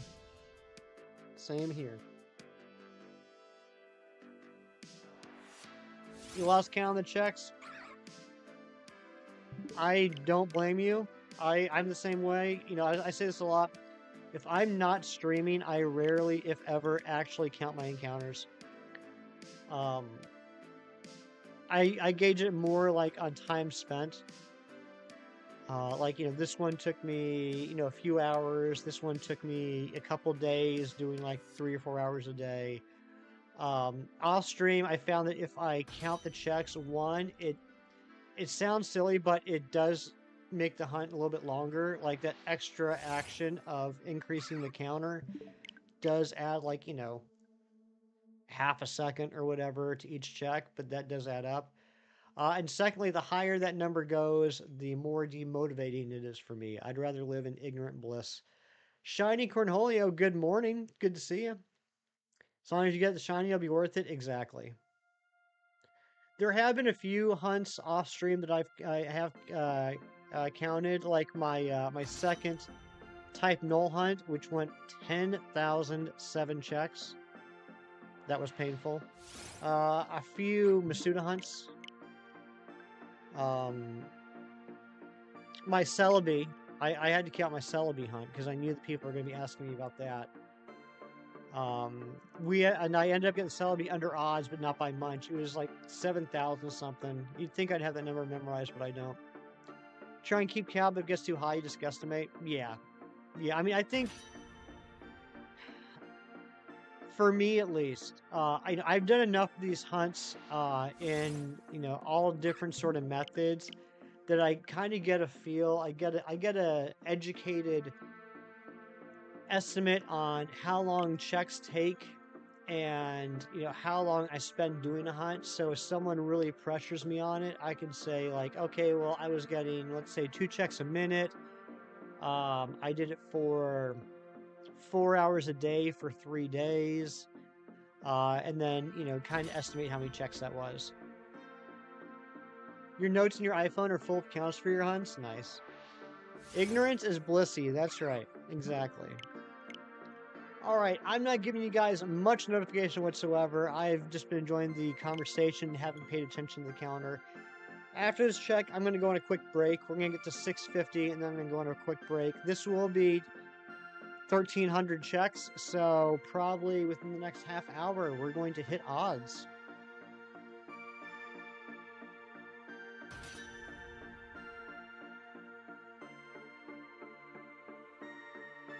I'm sorry, not this check, the next check. For some reason, I thought we were going up by 2. We weren't.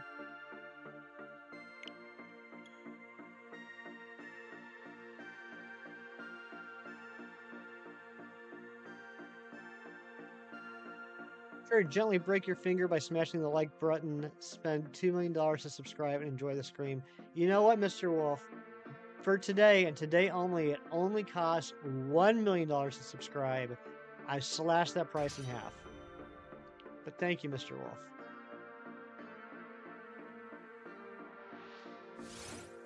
No shiny on 650. All right, I will be back in a few minutes.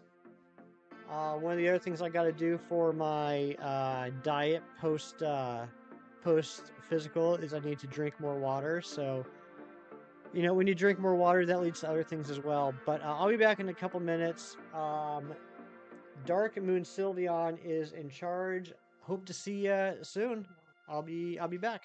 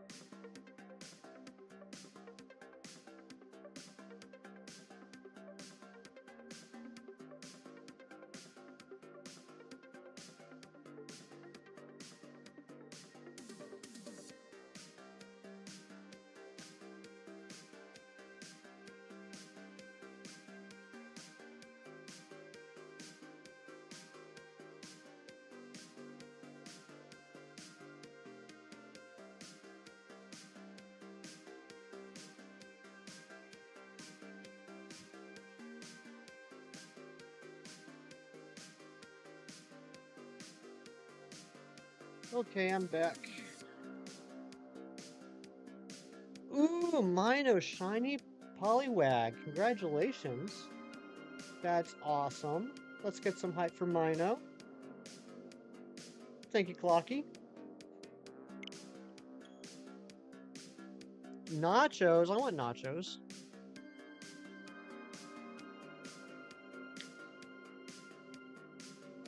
All right, we got what? We got 32 32 resets before we hit odds.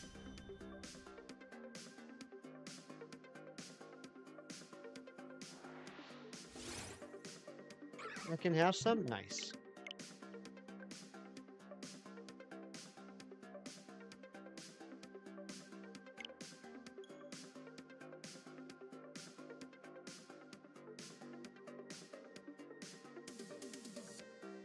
Thank you, Phantom.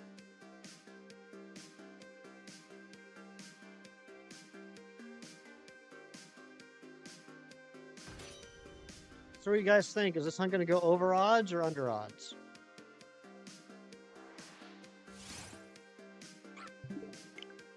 Homemade cheese sauce, yum yum.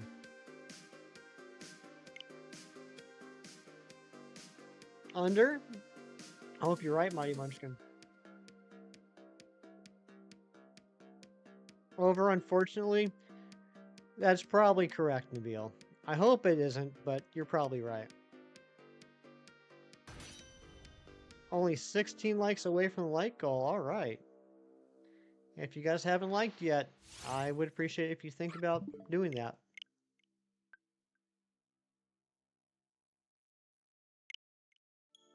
Alpha Sapphire, longest on this game, 974 soft. 974 is your longest, Fernando? Out of how many? How many have you done? I have you up on my computer. You're done with your AM shenanigans. Shenanigans. Fantastic restaurant. AM Shenanigans, that would be a good name for you, Clocky.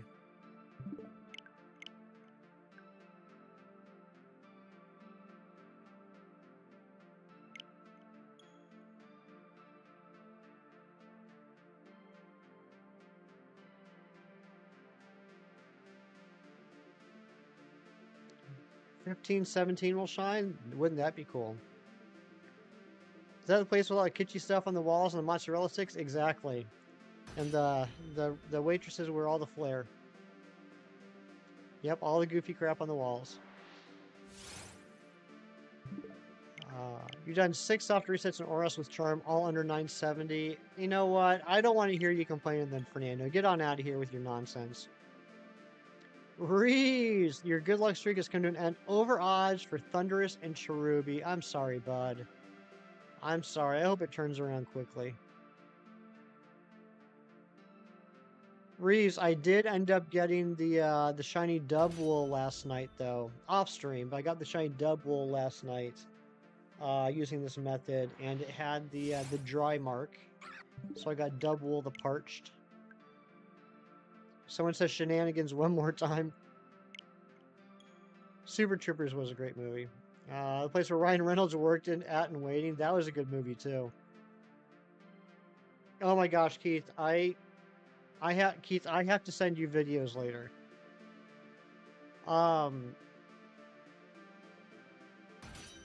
Yeah, I got some videos I need to send you. Welcome back, John, and good morning, Ari.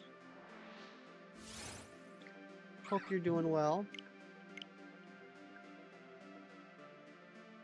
You think negative 167 will be shiny? Don't ask how.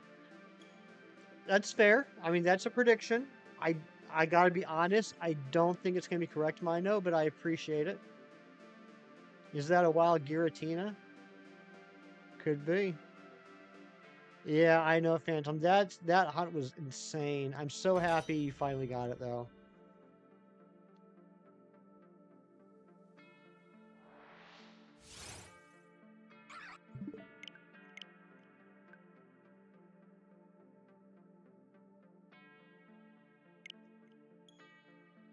$29,000 for Dialga? That's crazy. You know what? I just realized I got that Celebi. I got that Celebi in Crystal at 7,000 something checks, and it's a 1 in 8192 hunt. I got it in less than half the number of checks it took me to get Drago, which was a 1 in 4096 hunt. What's up with that? And BDSP, that's insane. That's over 7 times odds. Yeah, that's crazy. You rarely ever see hunts go 7 times odds. Not impossible, just insanely bad luck. I have to change diet. What do you have to slack off on? I gotta cut down on cholesterol, cheese. Just my cholesterol is a little high. Turns out I'm not a kid anymore. My body is getting old, and cholesterol's got to cut down. Uh,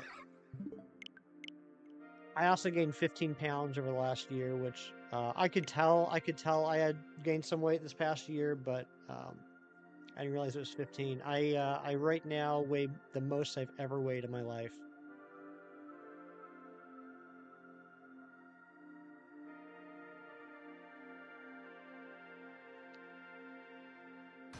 You don't know how to calculate the percentage chance of that happening. So what you would do, Reeves, is you would do 4,095 divided by 4,096, and then take that to the power of 29,000. You're in your third fat right now? Third fat.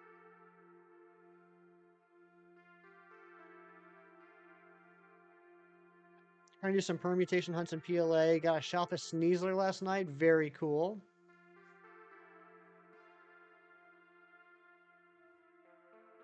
Right, exactly, Nabil. Exactly. It's all luck of the draw. It's all random. Just because something has an average of something doesn't mean you can't be one of those crazy outliers, right? Bulk up on fruits and veggies. Yeah, yeah. So like since my physical on Thursday, I've eaten nothing but like I had fish Thursday night with some rice pilaf, and I've had salads. I had um, a grilled chicken wrap. Um, yeah, I just gotta. It's just laziness, honestly. Like that's all it is. Yeah, that's insane, Reeves. Guinness is good for iron if you're so inclined. Cheese would agree. Well, I don't have an iron deficiency, but yeah, Guinness would be good for that. Plus, it's got some other perks to it. And gotten this heavy, lost a bunch of weight, put it back on 3 times. Once, twice, 3 times. Keith, put down the McDonald's. It's not like I eat McDonald's every day, geez. Come on. Don't do me like that. Honestly, what I think a lot of what it is the weekends. Like on the weekends, I'm lazy and I don't want to leave the comfort of my couch, so I get a lot of delivery, and my delivery options are somewhat limited. So I get pizzas delivered, or I get Chinese delivered.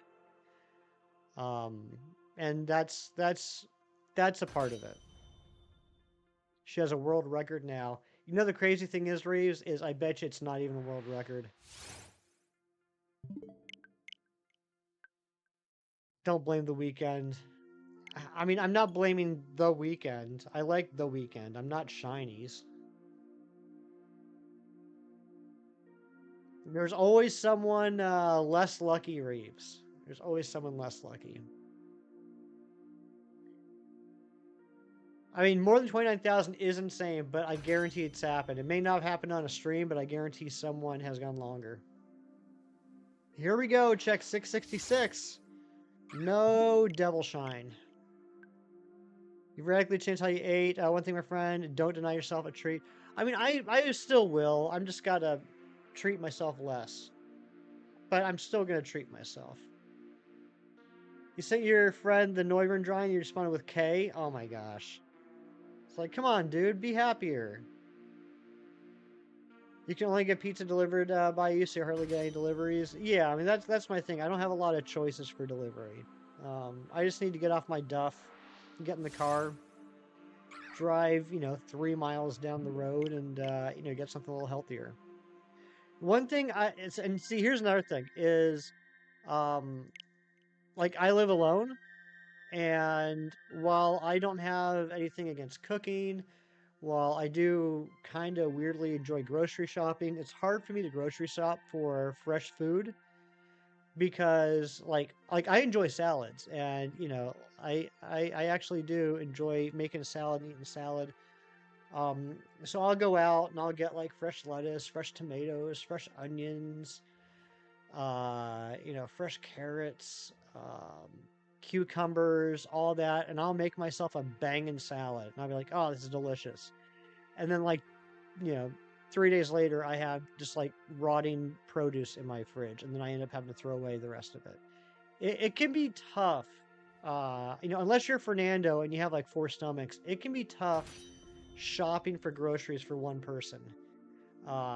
If you're talking about fresh ingredients.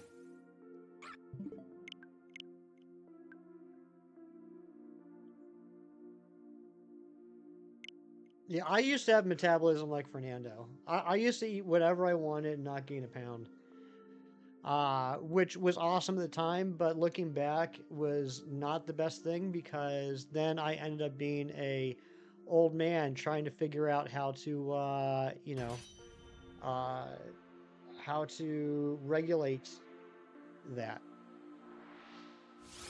because I never had to in the past. Cousin's hardly at home because she does like 16-hour shifts back to back to back and then spends all her time at home sleeping. Doesn't have time to actually prepare food. Yeah, and I mean, I'm not in that situation, but um, it can be tough. I don't want to say tough. It's not tough. It's not tough at all. It's just a convenience thing for me. When I get home at the end of the day from work, I don't want to spend the next like half hour, 45 minutes preparing something to eat. I just want to eat. I've done some like, crock pot stuff in the past, like, get that prepared in the morning, let it simmer all day long. When I get home, it's time to eat it. That's nice, but I don't do it as much as I should. Used to be 108 pounds, dang. Hundo Salandit, 100 male Salandit. Oh my gosh. Or Salandit. Why was I saying that weird? Salandit. Cold, thank you for the Kirk lurks. Hope you're doing well, buddy. Storms, thank you for the lurks as well. Charmandel, good to see you. Hope you're doing well. You've been above 160 since the sixth grade? Yeah, but I also bet, Keith, that you're like taller than I am too.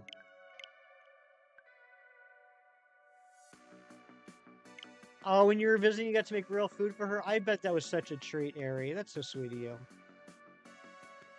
Cheese, stop. I'm not arguing against it. It's something I need to do. I'm agreeing with you. I'm just explaining the justifications of you know, of why I put myself in this situation. Sitting in the hospital hoping we can go home today. Oh my gosh, I hope everything's all right.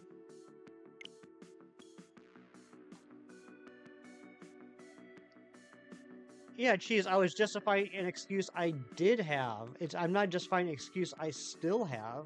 I'm explaining what my thought process was.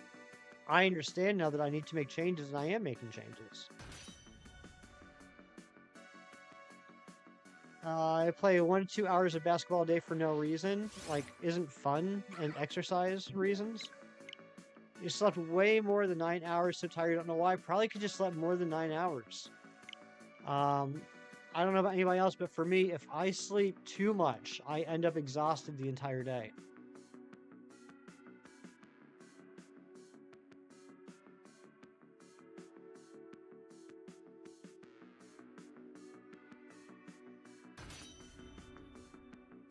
But I'm not too worried about it. It's not like the cholesterol's so high there's been like conversations about like going on medication or anything for it. It's just, I need to trim down a bit, which, is doable. Um I mean, my cholesterol's a little high. It's not like scary high or anything. I mean, just like right now I weigh 165. 165 is the most I've ever weighed. I've always been right around 150. So just this past year, I went from 150 to 165, and as a understandable result, my cholesterol has also gone up. I just need to exercise a little more, and I need to eat a little healthier. Everything is good. Oh, that's right, you had the baby. I forgot about that. I'm sorry, Charmandel. You had the baby. That's awesome. That's amazing. Just play football every week, but you tore a quad 2 years ago, so you have to manage your weight more sensibly. That's understandable.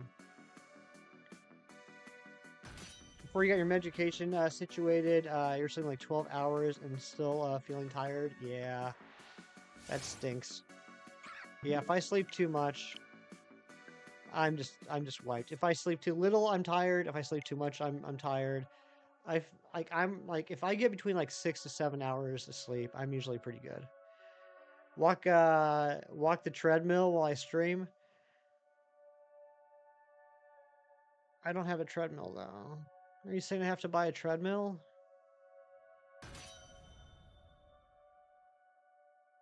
I used to go to the gym fairly regularly, like 3 to 4 times a week. And then since COVID, I just never got back into it. That's my fault. It's my shortcoming.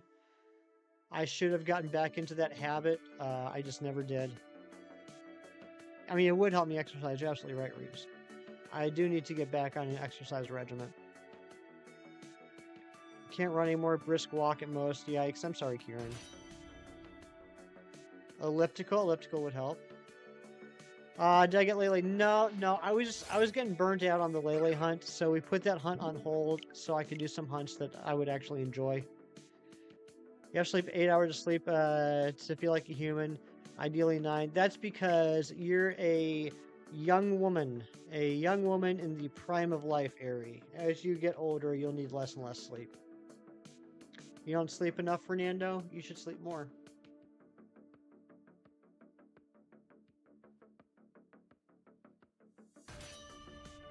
Yeah, I mean, we'll eventually go back to Lele. I just want to take a break and do some stuff that I wanted to do.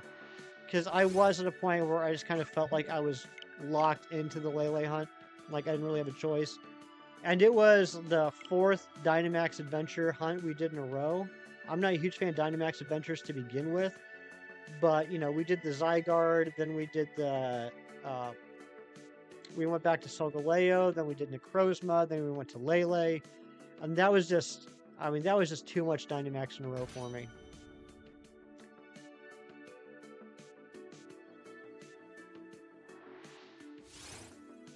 We're getting elliptical instead of a treadmill.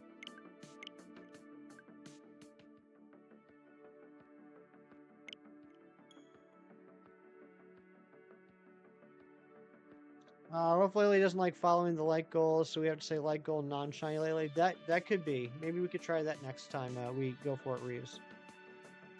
Alright, so we're at... Oh my gosh, we are about to hit odds. We are about to hit odds.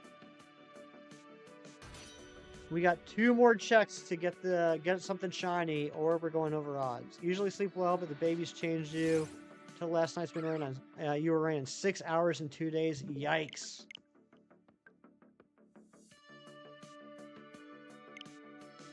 Yeah, bike is a good idea.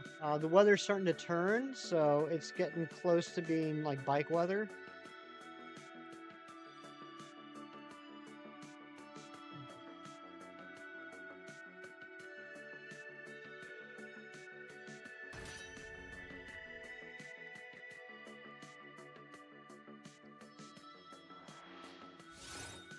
No shiny. Okay, here we go. If it doesn't shine on this reset, we are over odds. Good morning, Hefty Mom. How is yoga?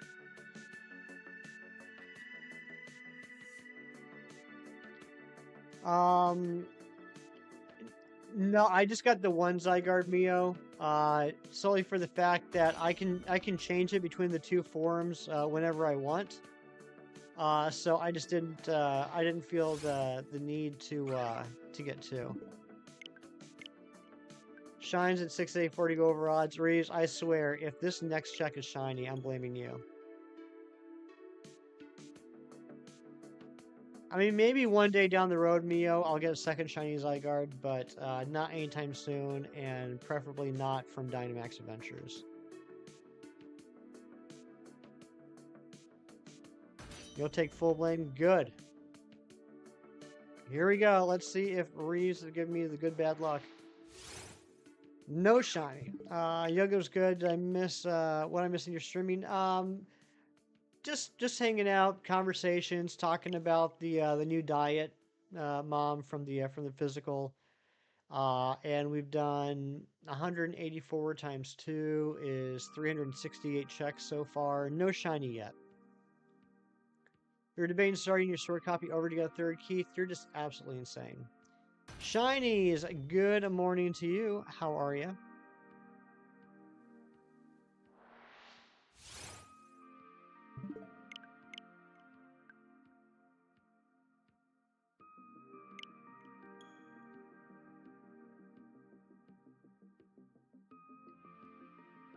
Pretty tired? How am I? I'm doing well. Not tired. Hanging out. Looking for shinies. Talking to people. You know how I do. No, Reeves, these are not. These are not. Get out of here with that. May all the luck be with you now. Thank you, Mom. Looks like Pincer Jr. is winning the poll at 68%.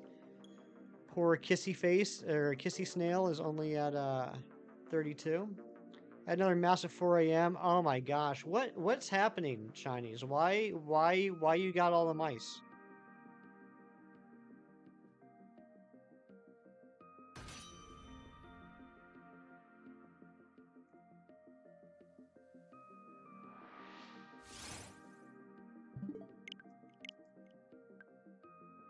The most spicy Cresselia path. Tell me about it, Keith.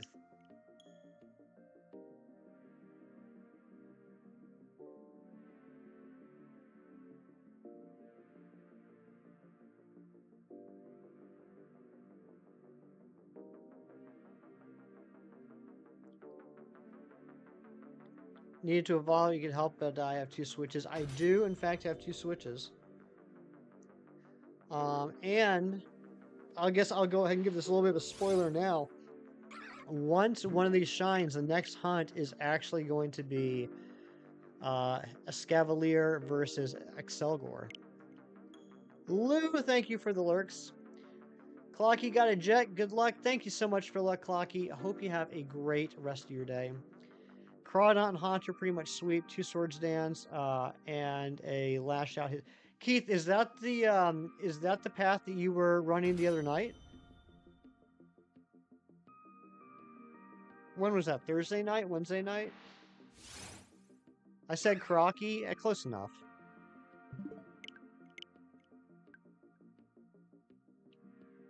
Here the whole time, just in D2 with loops. I appreciate it, Larry. Thank you for the lurks. No, you just found this one? Okay. You were doing one the other day, though, that had Crawdont, I remember. Because I think Villy had taken the Crawdont, and you guys were debating on whether she should use Swords Dance once before hitting it with Lash Out.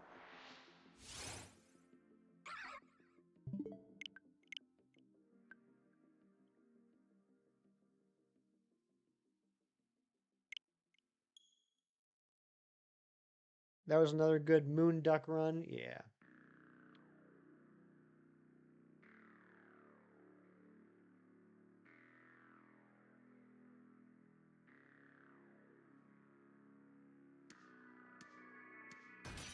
See, I lurk in people's streams more than you guys think I do. It's just like if I'm in the middle of something or if I'm getting ready for bed or something, honestly, I don't bother saying hi because then like I feel like I gotta stick around and talk to everybody for a bit because I don't want to seem rude. Cold pizza is so good, it can be.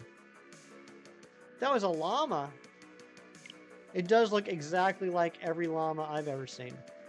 I don't know if I want to hunt a Pokemon right now or if you just want to sit on your couch and watch some hefty, so you're going to choose the second option. Why can't you do both? Why can't you watch the stream while you play?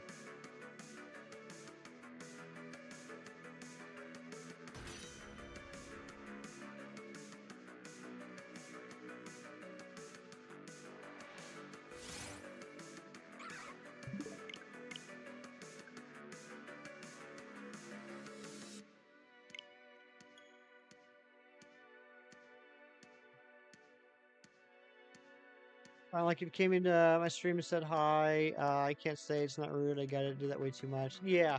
I mean, I know it's not, but like it's like I think typically streamers understand. Like if I'm gonna pop in and I'm just gonna say hi to the stream, you're like, hey, I'm lurking, or hey, I can't say, just want to say hi, drop a like.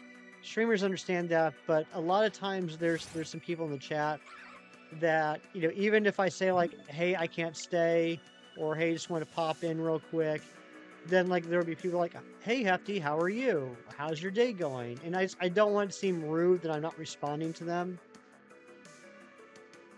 Kelsey, what's going on? Good to see you. I'm gonna be so mad if you phase on a stupid squirrel. I would be too. Firing up the jellyfish. Let's do it, Cheese. I'm gonna get it.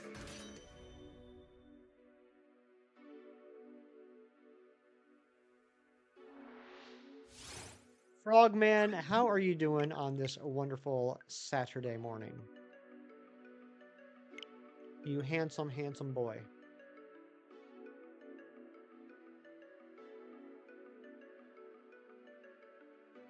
Lurking while you make the breakfast? Nice. I'm still mad that you got your jellyfish at 516. I mean, a little bit. I'm a little annoyed that you couldn't have waited one more check to get it, but you know, whatever. Doing well. I'm glad to hear that, Froakie. Where is the shiny? Better to be fast than to be slow. That's right.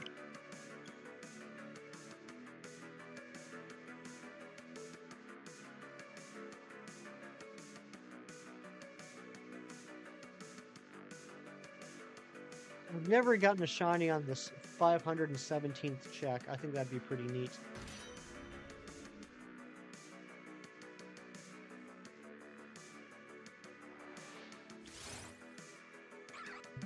I just want to be. Well, I don't want to be anything other than what I've been trying to be lately. Oh, where can my little shiny be? That's a good question, Mom.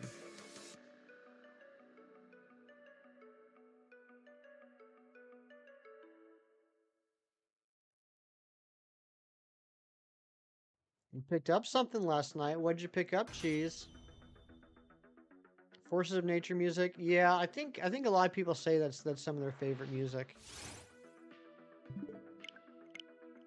from the Pokemon games. I'm gonna sneeze.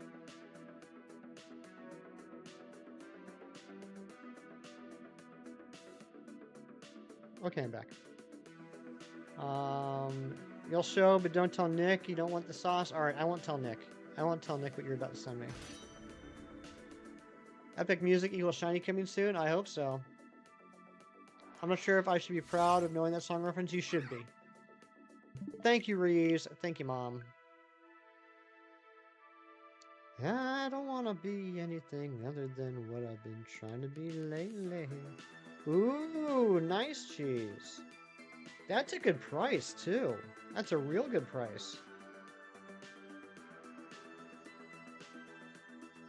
You know what? I might actually play some of that this weekend. I haven't touched that game in a while.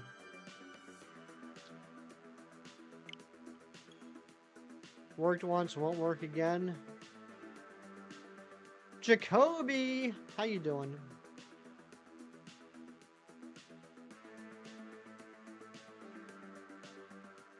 Yeah, Shinies, when's the next time you're going to do a random stream with a whole bunch of nonsense for 20 minutes and then end? I feel like it's been a while.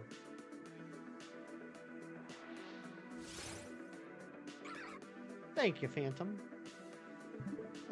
You watched the last 2 episodes of X-Men 97 last night? Yes, Froakie. I watched the most recent episode this morning. You know how I do. You know how I like to keep X-Men as a Saturday morning cartoon. I feel like I'm just repeating myself at this point. I don't know what else to say. X-Men 97 is just a fantastic show. They're just knocking it out of the park with every single episode. And I will say this, I never thought about this. I never put this together. It dawned on me after I watched this morning and I was getting ready for stream. The show is called X-Men 97. And this, if you're in the know, I guess this could be a spoiler, but I'm guessing this is going to go over everybody's head. Show's called X-Men 97. In the latest episode, they reveal that the overarching storyline is a storyline that took place in the comic books in 97. I should have seen it coming. X-Men 97 is adapting a storyline from 1997. What's that letter that comes after X? Why? Why, Reeves? Top tier writing. I mean, it's got to be intentional, right? Like, it's too perfect. Don't ask why, answer the question. Oh, I'm sorry, Reeves. I'm sorry. Ye. The letter that comes after X is ye. Doesn't he do that 4 times a week? You have a good point there, Kieran. If that was something really funny, good for you, Shinies.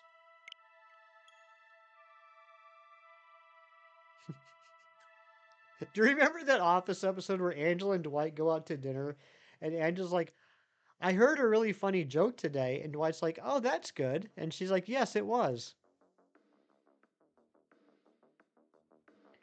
Sir Quackington, what's up? Good to see ya. There was a Britpop drummer who had a dog, and Ringo was his name-o. That's a good one, Shinies.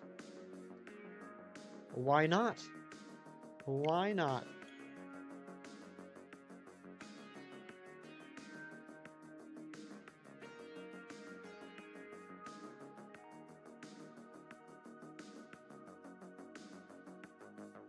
Yeah, I had never thought about that until your stream yesterday, Shinies, but that the grammar in that song is a little confusing because the farmer is the direct subject of the sentence. The dog is the indirect subject. So when it says his name, and Bingo was his name, grammatically, you should be led to believe that the farmer's name is Bingo. But I think it's universally accepted that it's talking about the dog.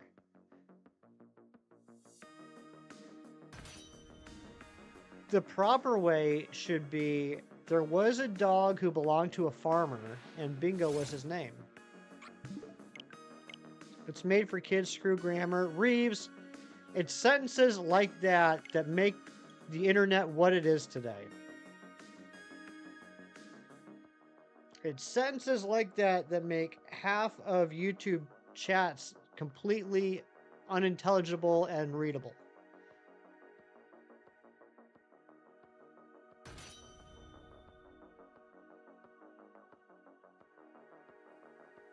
The cadence would be incorrect. You're absolutely right, Cheese. So like it's a weird balance between, do we want this to be grammatically correct English, or do we want this to sound good? If they used its instead of it, would be correct. Well, if it said it instead of his, if it said its name was Bingo instead of his, then I don't think there would be any question as to whether or not the dog's name was Bingo. But grammatically, it still would be misleading because the farmer is still the direct subject of the sentence, and any following clauses should be about the direct subject. Let's talk about the song Come On Eileen by Dexy's Midnight Runners. Ah, fantastic song. Come on, Eileen. Oh, I swear that you mean... I can't remember. You mean everything. Slept in today, which hardly ever do. It felt good. Felt good to sleep in. Does that mean you're becoming a rebellious person? Yes. Yes, it does, Froakie, and you need to fix that immediately. Have you ever heard of the game Slay the Spire? I have not, Shinies.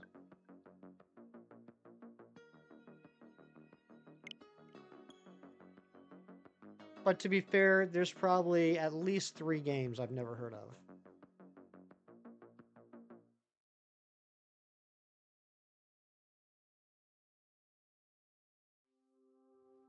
Come On Eileen might be top 5 best 80s songs ever. For a long time, you thought the song was Come On Eileen, and it was about a guy who didn't like to stand up straight without assistance. I could understand that. It's a common misconception.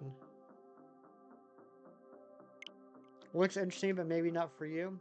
BRB sounds good, Reeves. I am planning on finishing Princess Peach Showtime today. I got, like I said earlier, I think I got 4 levels left before the big boss. If there's no surprises, and if there are surprises, I don't want to know about it. But I got 1 ice skating level left, 1 mermaid level left, and then the third levels for the ice skating and mermaid. So I'm hoping to finish that today, and then I think I'm going to take my friend Amber and Dorian's advice. I'm going to go ahead and get that Kirby and the Forgotten Land. Top 5 A songs, a big take. I'm glad you enjoyed it so much. What would your top 5 A songs be? What would your top 5 80 songs be, Shinies? Mine would be number 1, With a Bullet, Aha's Take on Me. Nothing's ever going to beat that. The other 4 will be in no particular order, but it would be Dexy's Midnight Runners, Come on Eileen. It would be The Cars Drive. What's up, Andrew Lewis? Happy Saturday to you too. The other 2 would probably be Katrina and the Waves Walking on Sunshine and Bananarama's Cruel Summer. The only Cruel Summer that matters.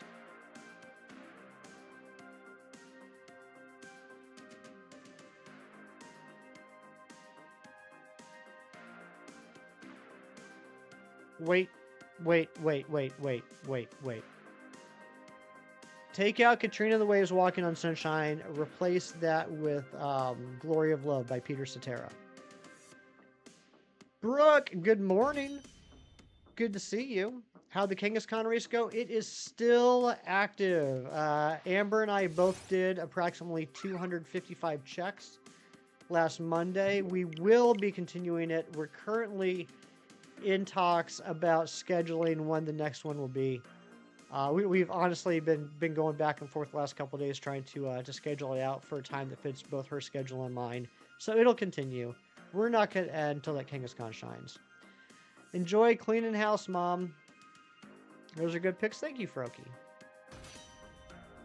Yeah, I can't believe I almost forgot about Glory of Love. That's just top tier.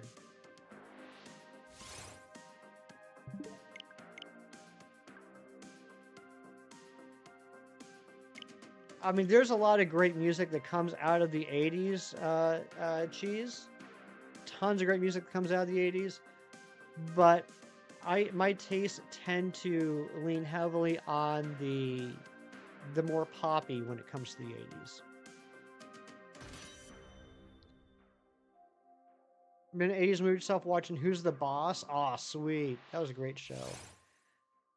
Everybody knows that Mona was the boss, though, right? Yeah, the race is still active.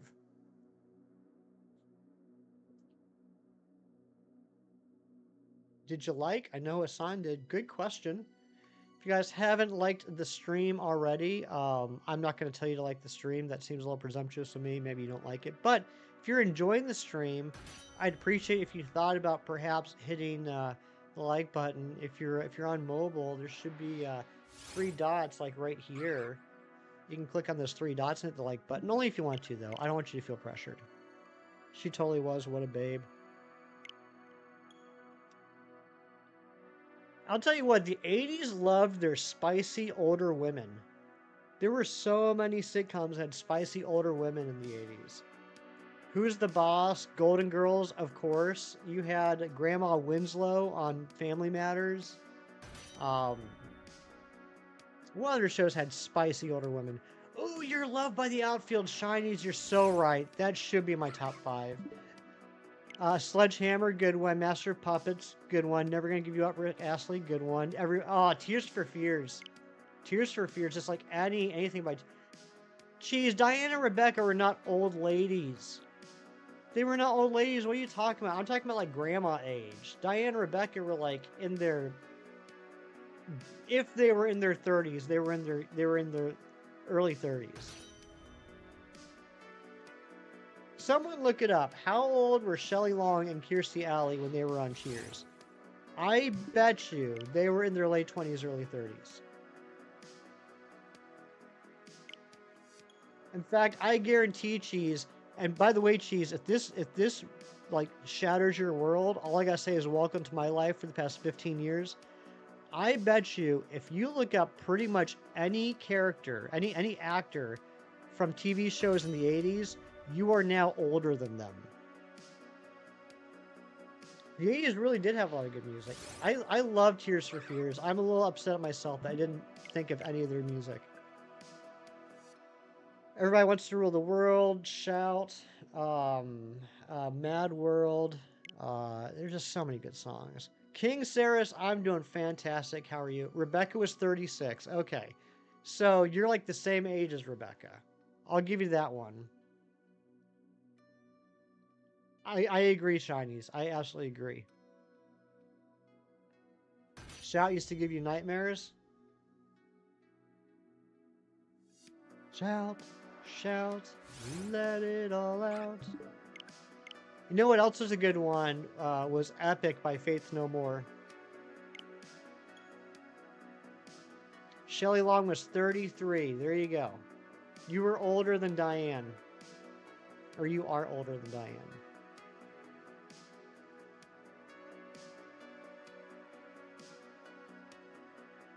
Yeah, as a kid they seemed older. Exactly. Exactly. Cheese, I am now older than every single one of the friends were after the show ended.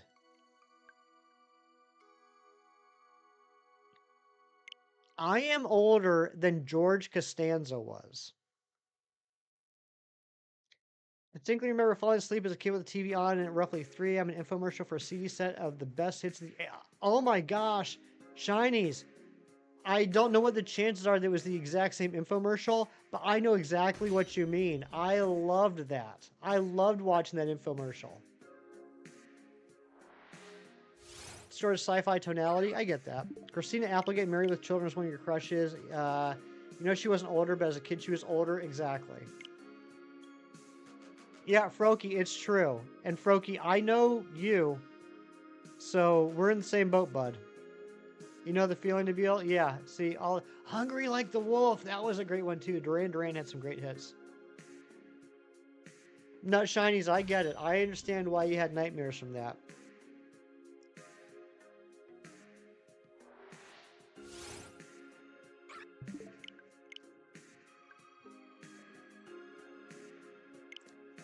As a kid, though, probably the best music video was either Aha's Take on Me, which I loved, still love.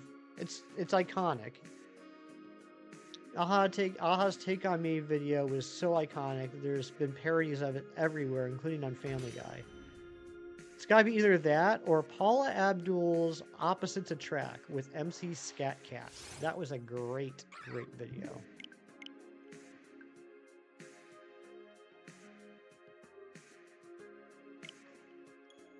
Waking up too early with Nickelodeon on overnight and being like, where's my cartoons? It got stuck in a Nick at Night loop.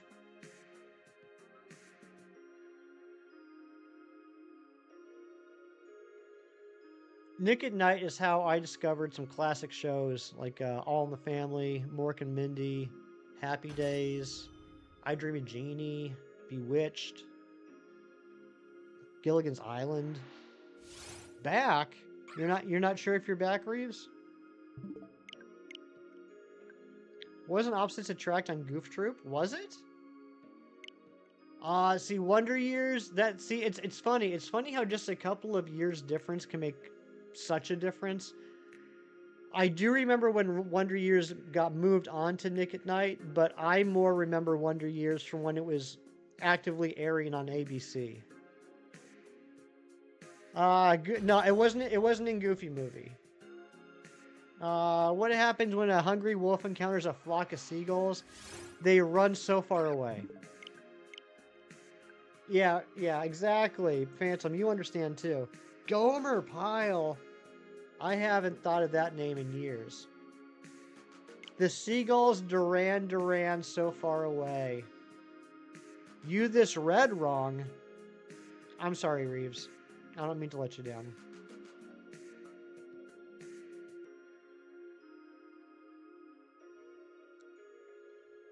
The seagulls, Duran Duran, so far away. That's a good one. But you know what?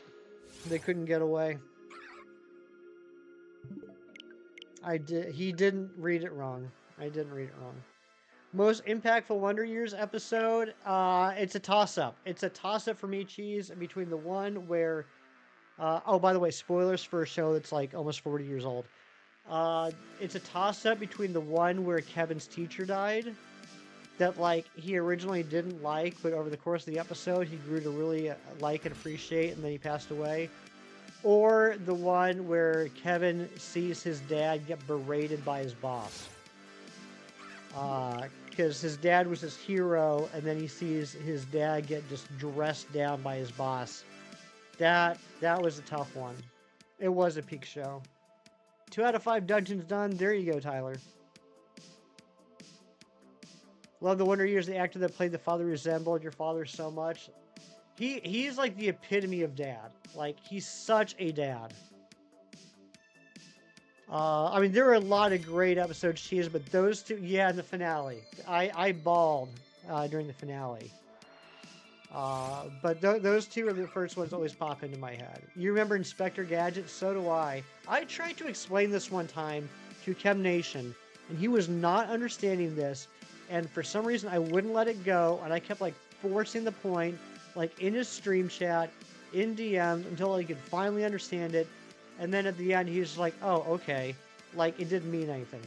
But if you remember Inspector Gadget, do you remember the intro, like? You know, the do Inspector Gadget, and like, and it shows Inspector Gadget run around everywhere, and you know, Mad and Dr. Claw are trying to kill him or whatever.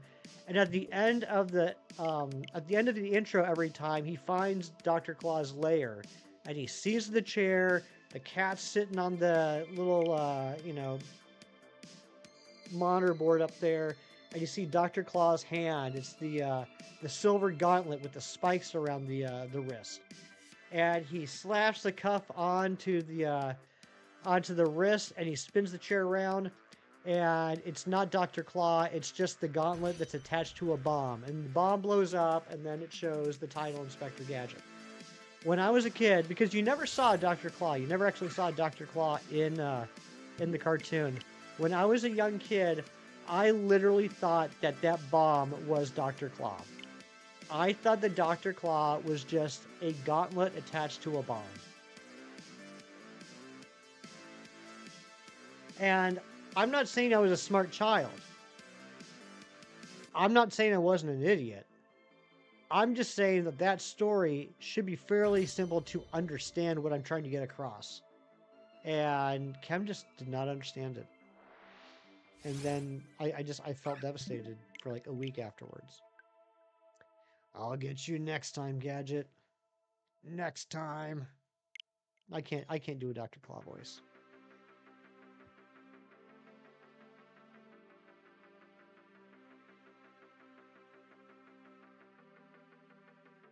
I'm sorry, I'm very sneezy today. What if the implication is that Cat's the villain? You know what? That could be true.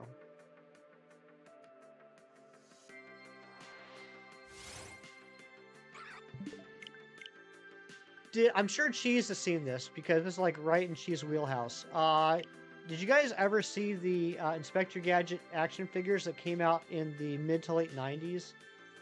There was actually a Dr. Claw action figure with a removable helmet.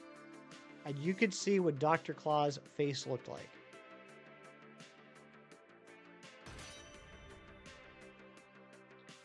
Tell me that is not the most heartbreaking, soul-ripping, gut-crushing, embarrassing reveal you've ever seen, Cheese.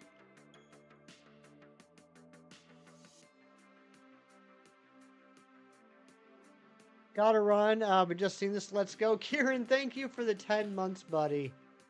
I appreciate you so much, man. You're like my favorite married British guy. Thanks for the 10 months. Hope you have a great rest of your day. I mean, I could probably do the voice if I like practice on it for a couple minutes. I don't feel like practicing it on stream because that's just going to be embarrassing. He's married. It's true. It's true. Worst reveal ever. That's not a very good comic book guy, but that's what you're going to get. I see Pitzer Jr. is back up to 69%, and that's nice. Phantom, I'm going to be straight with you. I will totally understand if the curiosity wins out and you Google Dr. Claw action figure. I will totally get it. I will totally understand it. That's what happened with me. But I'm telling you right now, you're going to be very sad when you see it. That is so you, Ari. You're going to send me your Dr. Claw voice? Nice.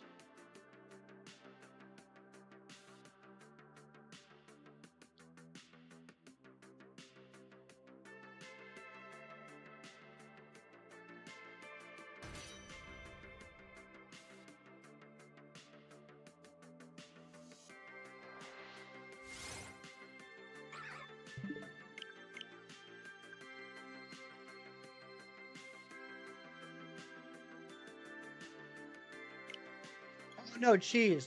Phantom means he never saw the Dr. Claw action figure. This whole conversation started because Phantom was saying that he remembered Inspector Gadget. No, he just never saw the figure. He's definitely seen the show. The revealed Master Chief's face in the Paramount show, and people are mad that he's conventionally attractive Dreamboat. I didn't even realize there was a show. I feel like I'm missing out on so much in pop culture nowadays, which used to be like my life. Oh, of course I remember Thundercats fandom. Absolutely, I remember Thundercats. You gotta record. It's like a big production now. Big Cheese doing his best Dr. Claw voice.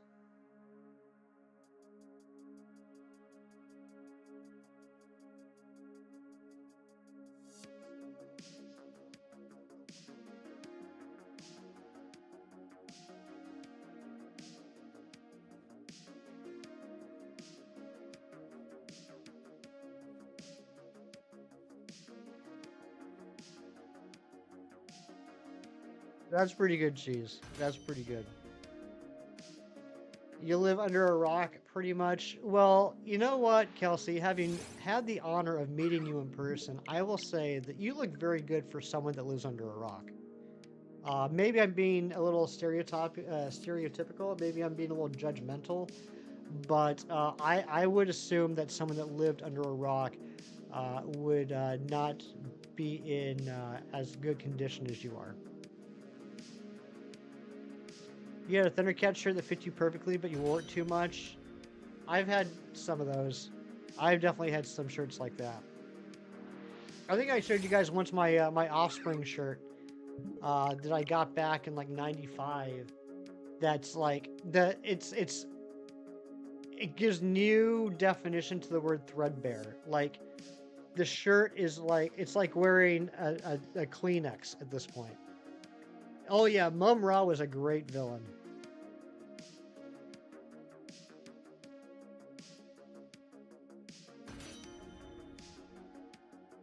I really liked. I mean, I love the original Thundercats. Absolute classic. No denying that. It just is fantastic. But I really like that reboot they did for Cartoon Network in the early 2000s. My friend's got a girlfriend and he hates that lady. My friend's got a girlfriend and he hates that chick. He tells me every day.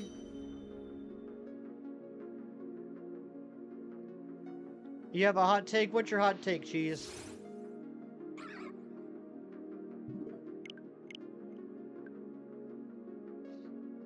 Eight hours sleep. Nice, JJ. Thundercats was mad to you until the robot chicken skits. I mean, I don't know how hot of a take that is. I mean, I'm sad that you did not enjoy Thundercats as much as you could have, but I will agree with you that the robot chicken skits are incredible.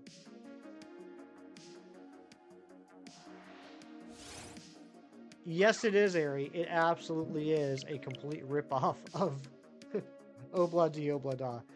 I love The Offspring. They were one of my favorite bands in the 90s. Like, basically, I kept going back and forth between The Offspring and Smashing Pumpkins, but let's just be honest. That was a total ripoff of Obla Di. Maybe we can argue homage, but come on. Um, Great song, though. Great song.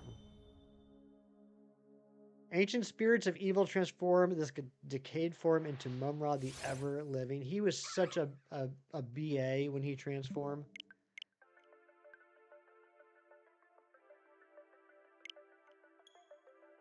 Here's the thing. Now when you watch Thundercats, just giggle with the thoughts of the parking lot. You enjoy the show. That's good. That's good. My longest random encounter hunt. That's a good question.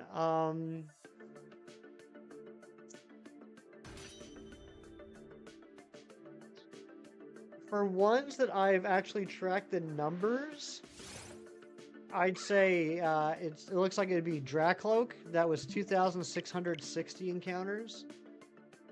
But if I had to go off a gut feeling, because when I don't stream, I'm not counting encounters, I would say Kabuto in Sword, no, Shield. Kabuto and Shield took freaking forever.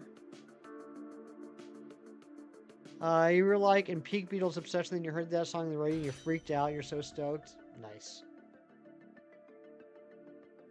Ari and Mrs. Cheese would mad nerd out. I bet they become the bestest of friends.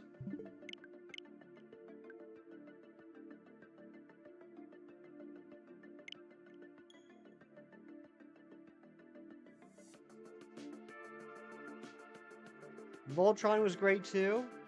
And that was another one with the reboot. They had that Netflix reboot maybe about 10 years ago. Maybe not even that long ago. I watched the first 2 seasons and I kind of fell out of it. But that one was pretty good. But yeah, Voltron, I like that wasn't one that was like on my must-see list when I was a kid.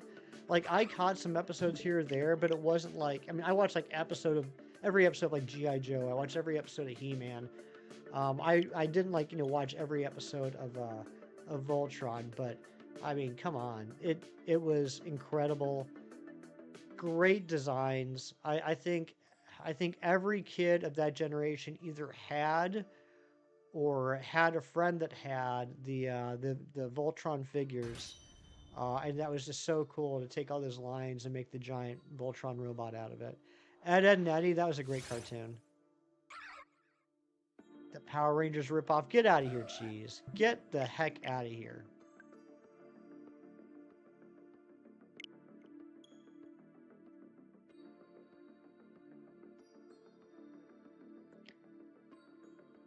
In 1994, I was 14 years old, and I kind of got to that point, like becoming a teenager, going to high school as a freshman, where I was continuing the fan bases or the fandoms that I was already involved in, but I wasn't adding new ones as far as what it came to what's considered children's television. So like when I was 14, I was still like watching like X-Men, still watching like The Tick, Eek the Cat, things like that. Um, but I wasn't getting into like the new shows, right? So that happened to be like when Power Rangers came out was about that time. So I never got into Power Rangers. I felt I was too old, too mature to start watching that. The only time I saw Barney was when I was babysitting kids. Um, I never saw Shining Time Station until I was like an adult, and I'd be like over at a friend's house and their kids were watching it. Um, Teletubbies, I'll say I've watched a couple episodes of Teletubbies when I was in college, late on a Friday night with friends, and I will let you assume what you want from that statement. So there's some shows I feel are pretty instrumental to a lot of people in the community's childhood that I just was just above the curve. I just missed. getting on those trains. Found a portable electric clothes dryer on Amazon. Okay.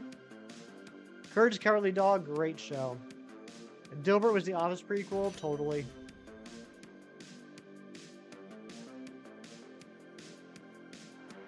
You couldn't stand Teletubbies? Me either. You wanted Tubby Custard so bad. Even that phrase, Airy, makes me uncomfortable.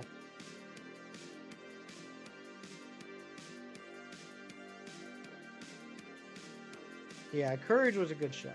Courage came out when I think I was post-college at that point. I think it was somewhere around like 2001, 2002, somewhere around there.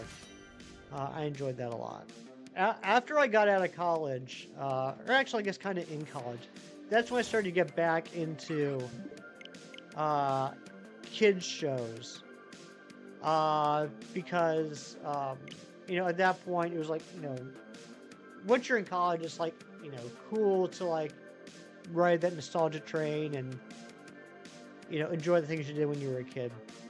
Oh, I know, Tyler. It was on purpose. Pink and looked like melted ice cream is everything you ever wanted. Well, your two favorite things in the world are pink and melted ice cream. Geez, yeah, I saw that. I read it. Yeah, Office or Dilbert was definitely the Office prequel.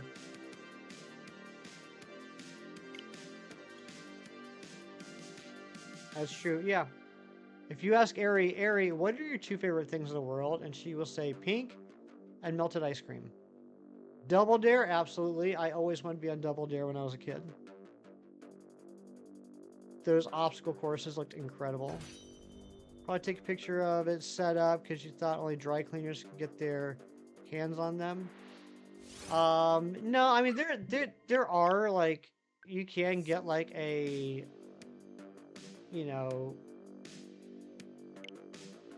residential dry cleaning type machine. I would imagine though, JJ, that it's not going to do as good of a job as a professional dry cleaner. It'll get the job done, I'm sure, but it won't be the same quality. But, does that really matter is the question you got to ask yourself.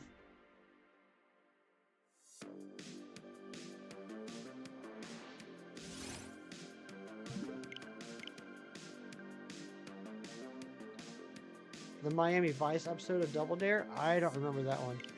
1200 watts? I don't... That doesn't really mean anything to me.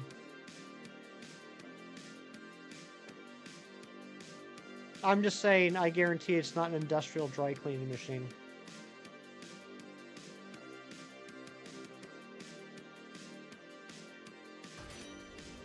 You want to buy one of those in all ones?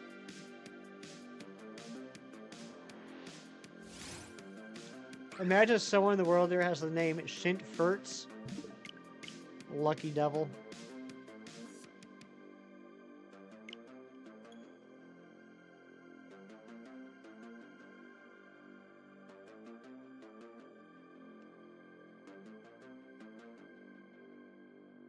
What if both shine together? That would be incredible. That would be a 1 in 1365 chance for that to happen, which is pretty awesome. And what I mean by that is if one shines, there's a 1 in 1365 chance that the other one will shine at the same time. If we're talking about what are the odds of both of them shining on specifically 758, that's a different thing. But Cito, how you doing? Good to see you. Geez, I heard you talking about that the other day. I think it was in chemistry. That'd be pretty cool. It would be nice to have one machine that handles both the washing and drying. Oh, Ari, I'm assuming that you've watched that more recent show. Yeah, it's unfortunate that that's the case, if that's what you're talking about. All the things that show talks about. I don't really have a direct connection to that though, because all the shows they're talking about were a little after my time. They're shows I never watched. Not that that makes it any better, but I don't have that. Like I said, I don't have that connection that people probably from your generation have watching that show. Holds 33 pounds of laundry, and apparently an extra large load is 22 pounds. Okay. Yeah, I mean, JJ, if you can get that and cut down on the amount of money you have to spend to use the machines, that's, that's good. That will, high investment price, but will end up paying for itself and more, as time goes on. Yeah, I never watched Drake and Josh. I never watched iCarly.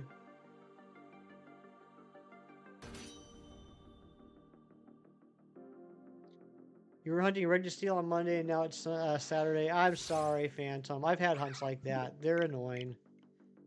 I totally understand.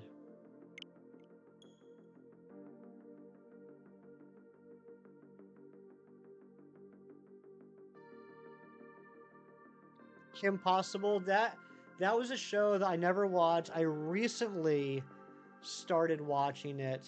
There's a lot of shows that are on Disney Plus that I never watched because they were a little bit after my time that I've heard about. Things like Kim Possible, Phineas and Ferb, things like that. So I'm sure there's others I just can't think of them right now. So like I've checked out like the first couple episodes of a lot of those shows just to kind of get a feel for them. Kim Possible seemed pretty neat.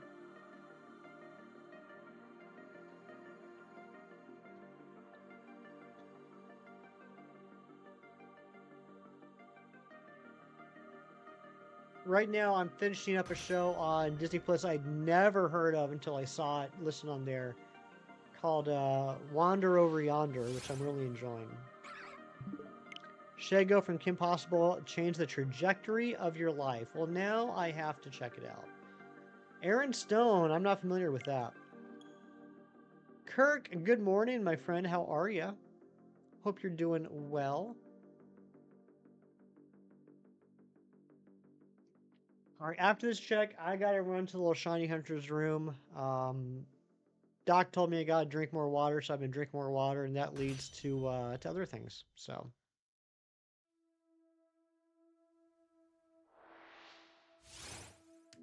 No, Shiny. All right, I'll be right back. I'll be right back. Don't go nowhere. I just have to see you understand what I mean. I will do that, Ari.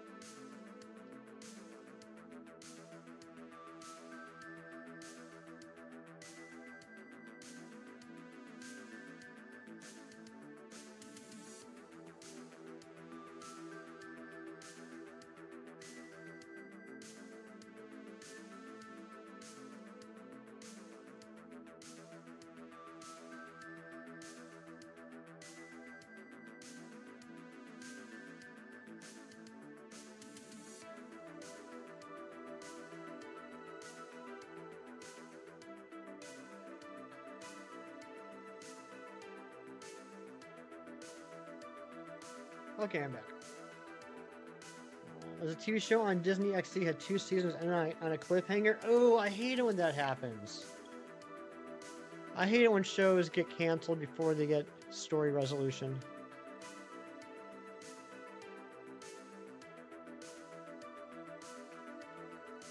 Ooh, that's exciting, Ari. Rotom asked you about a shiny body and you feel awkward about it. Welcome back to Ultra Sun, Ultra Moon, Big Cheese. The game where Rotom asks you a ton of questions that you feel awkward about and you don't know how to answer, and you're like, this makes me very uncomfortable. Yeah, I think someone special in the chat has a birthday coming up soon. Rotom and you were buddies.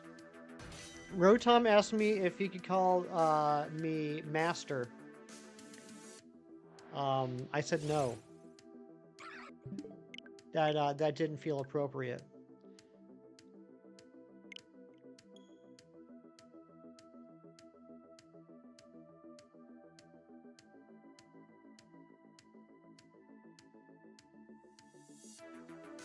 Ari, I'm not reading that out loud.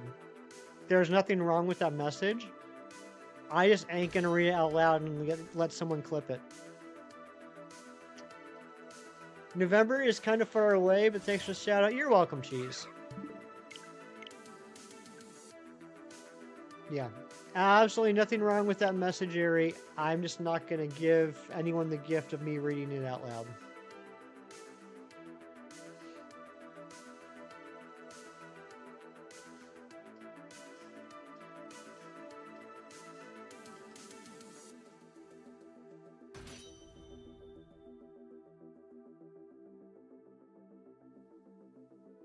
I think we'll take this up to 800. That will be theoretically 1,600 total checks. I need to stop qualifying that. We're just going to say it's going to be 1,600 checks. We'll take this up to 800 each, which will be 1,600 checks. Thank God you're on mobile. I know, right?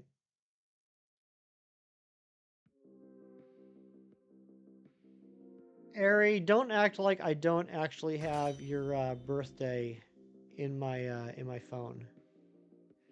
Shows it end on cliffhangers. Burn your biscuits. Mine too. There was an HBO show from the early 2000s that I got into that I really liked. Like, I think the second season had just started, and I started watching the first season, and I was really enjoying it. Called Carnival. And then, while I was still in the process of watching it, the second season ended, and it didn't get picked up. And apparently, the second season ended on a cliffhanger. So I never finished watching. I was like, I don't want to get any more invested. I was so upset about that because I really liked the show. I liked where it was going, but I was like, well, might as well end now before it becomes too sad.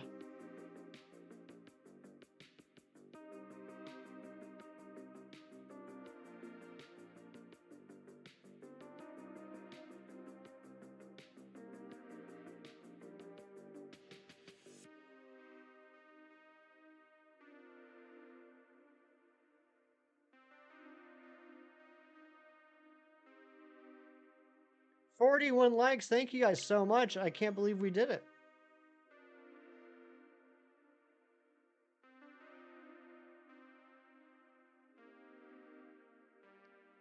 I don't know if you saw that, Ari, but I just showed proof that your birthday's in my reminders.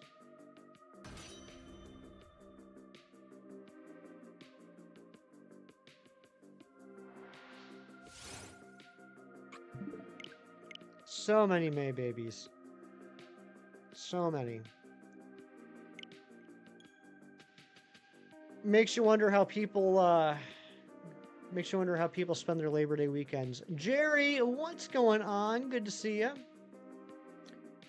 Ah, the Swiffer Power Mop is amazing. That's good, JJ. I'm glad you bought a project that you enjoy.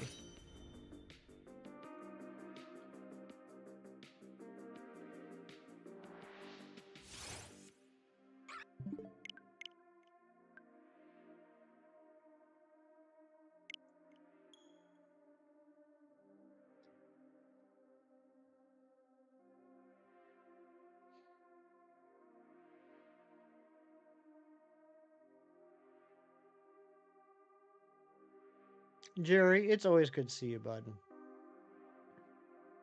Phantom, there are a ton of amazing people in chat, including yourself. You know what there isn't in this stream, though? A shiny. Mop from the future. Well, I mean, I think the Swiffer Power Mop's been around for a while, but I'm glad you got something new that you can put to a good use.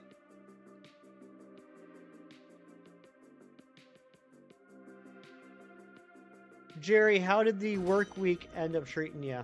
How was the rest of work?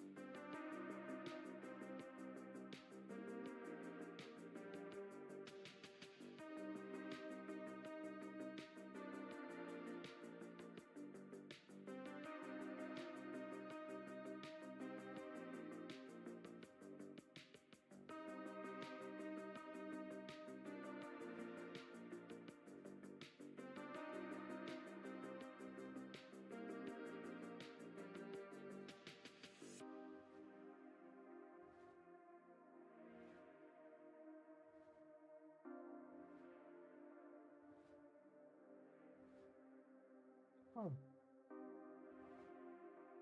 I'm surprised.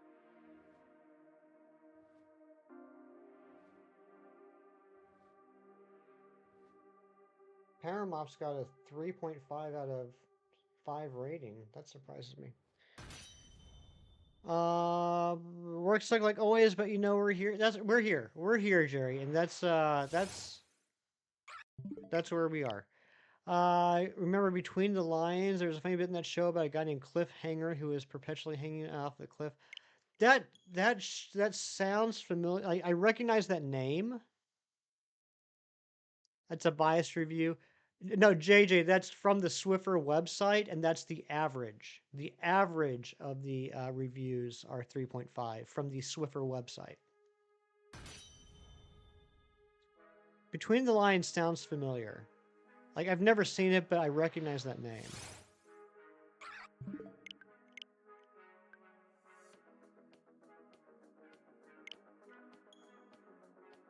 $4.7 on Amazon. Like I said, I was surprised, JJ. I went to the Swiffer website, and for all the people that left reviews on the Swiffer website, it's got 3.5. Doesn't mean anything. If you're enjoying it, that's all that matters. You're loving the background in Pogo, the Avatar update, not so much.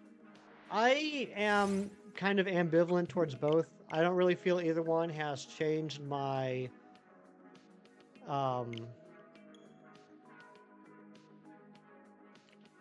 interest in the game one way or the other. I don't think it's been detrimental. I also don't think it's made me enjoy it more.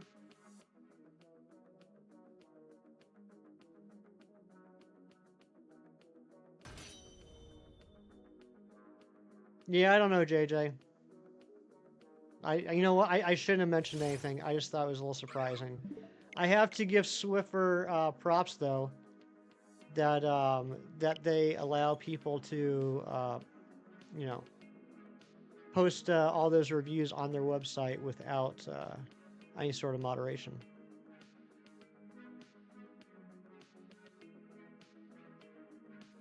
That's pretty admirable. Cute show about reading books. I'll have to look at that. Reading Rainbow with lion puppet heads. Okay.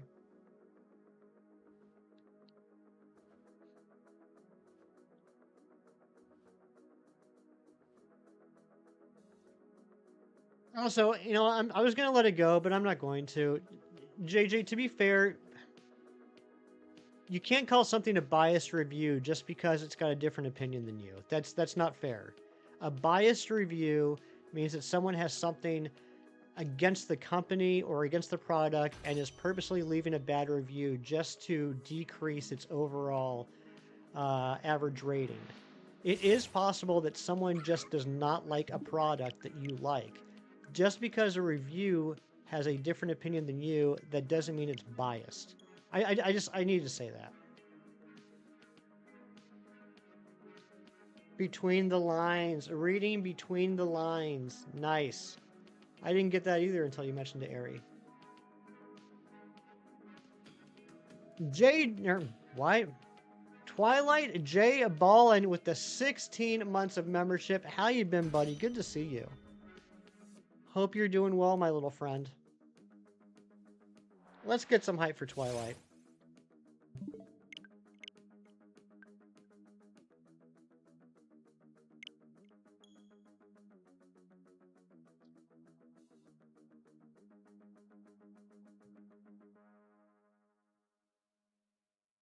I know, that's the joke, Twilight. That's the joke because you're like 14 feet tall and I could fit in your pocket.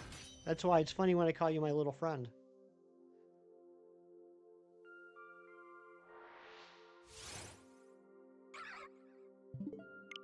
Yeah, you get it. You get jokes.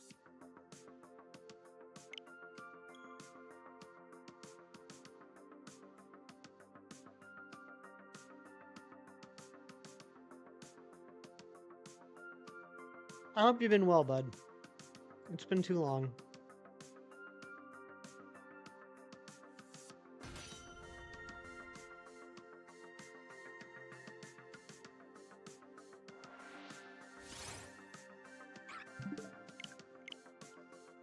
I can't believe this thing hasn't shint yet. When is this gonna shint?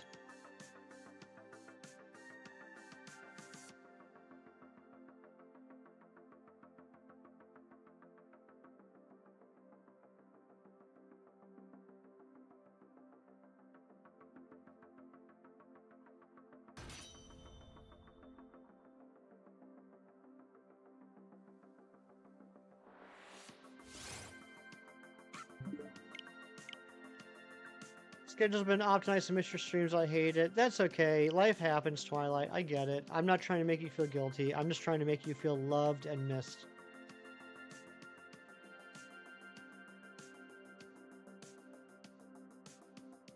Isn't that wild, Ari, when you realize something like that, like after all those years, like there's some I can't think of anything in particular off the top of my head, but there's so many things like I just grew up calling something what it was called and never thought about it. I just accepted it.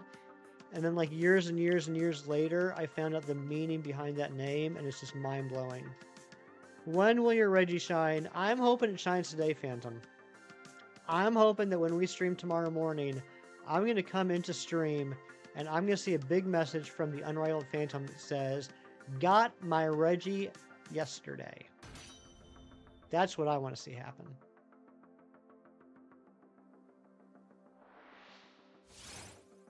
Oh, you know what? I got one for you. Ari, I have one for you. This literally happened to me last year. You ever play Mad Libs? You ever do Mad Libs where you have like a story prompt and there's missing words and you got to fill in the word and it tells you whether you need to put in a noun, an adjective, a verb, a name, etc. Mad Libs, you know what? Last year, I was 43 years old and realized that Mad Libs was a play on the term ad lib, as in make it up as you go.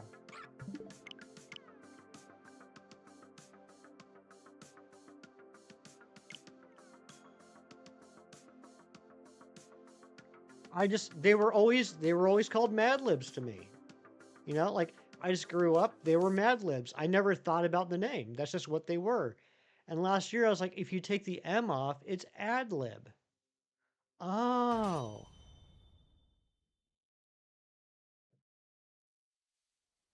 I never had any reason to question the name.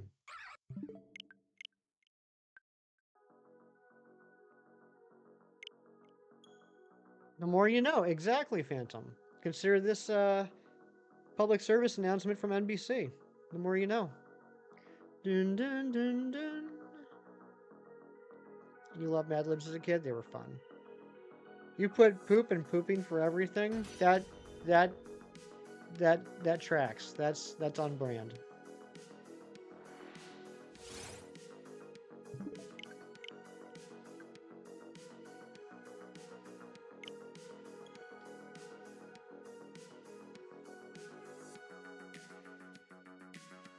Every once in a while, I am blessed and fortunate enough to get involved in a Discord call with Galactic Admin Ariana.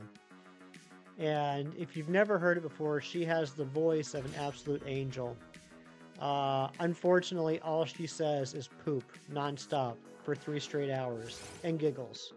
It's like 4 poops and then a giggle, and then 3 more poops, and then she giggles for 5 straight minutes.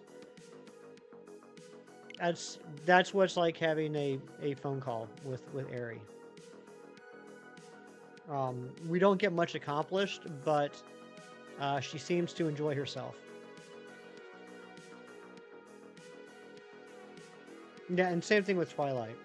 It's worse when both of them are on the call because then one of them starts giggling and that one gets the other one giggling, and then it's just a big old giggle fest.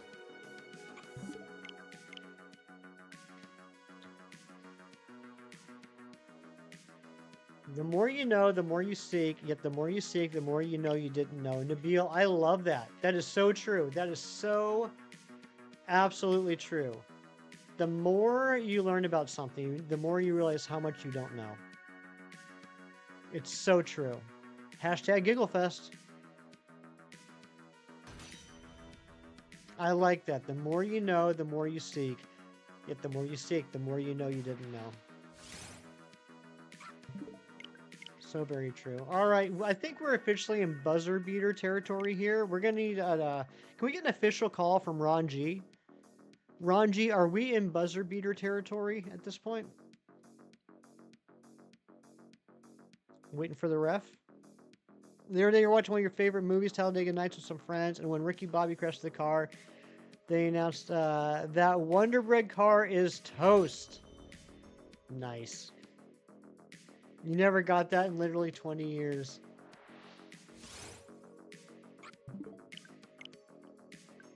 Knowledge is power. It sure is.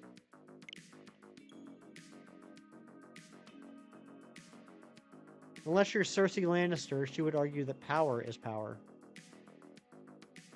It's almost 20 years old. Welcome to my life, Ari. It doesn't stop. It just increases every single day, every single time you think about something.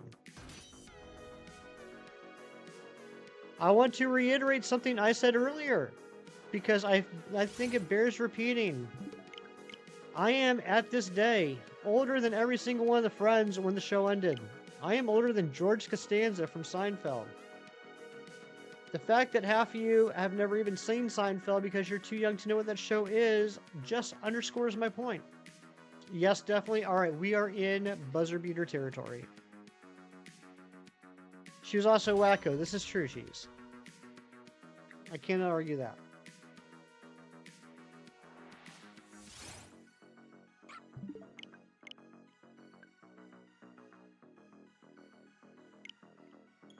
I didn't know Shelley Long was 33, actually, Cheese. I felt pretty confident guessing that she was late 20s, early 30s, but I didn't know her age, and yeah, that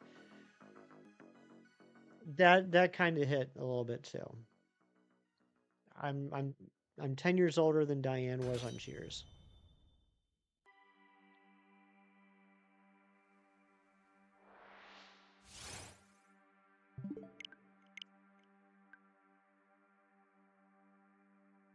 As we get closer to the end of the stream, let me give you a pleasant thought to ponder for the rest of the day.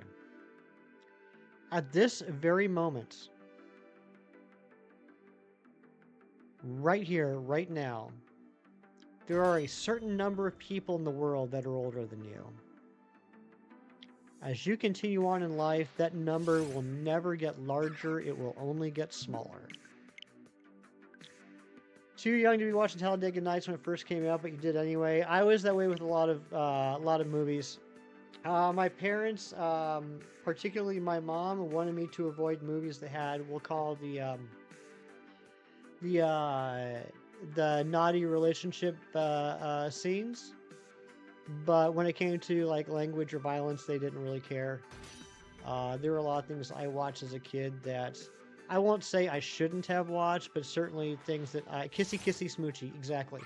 Certainly watched a lot of things that I did not have a comprehension about until years later.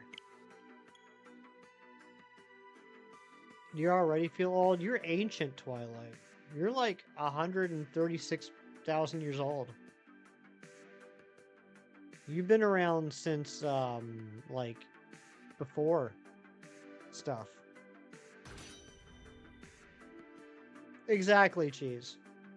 Explain to me how that makes sense, but that's the case.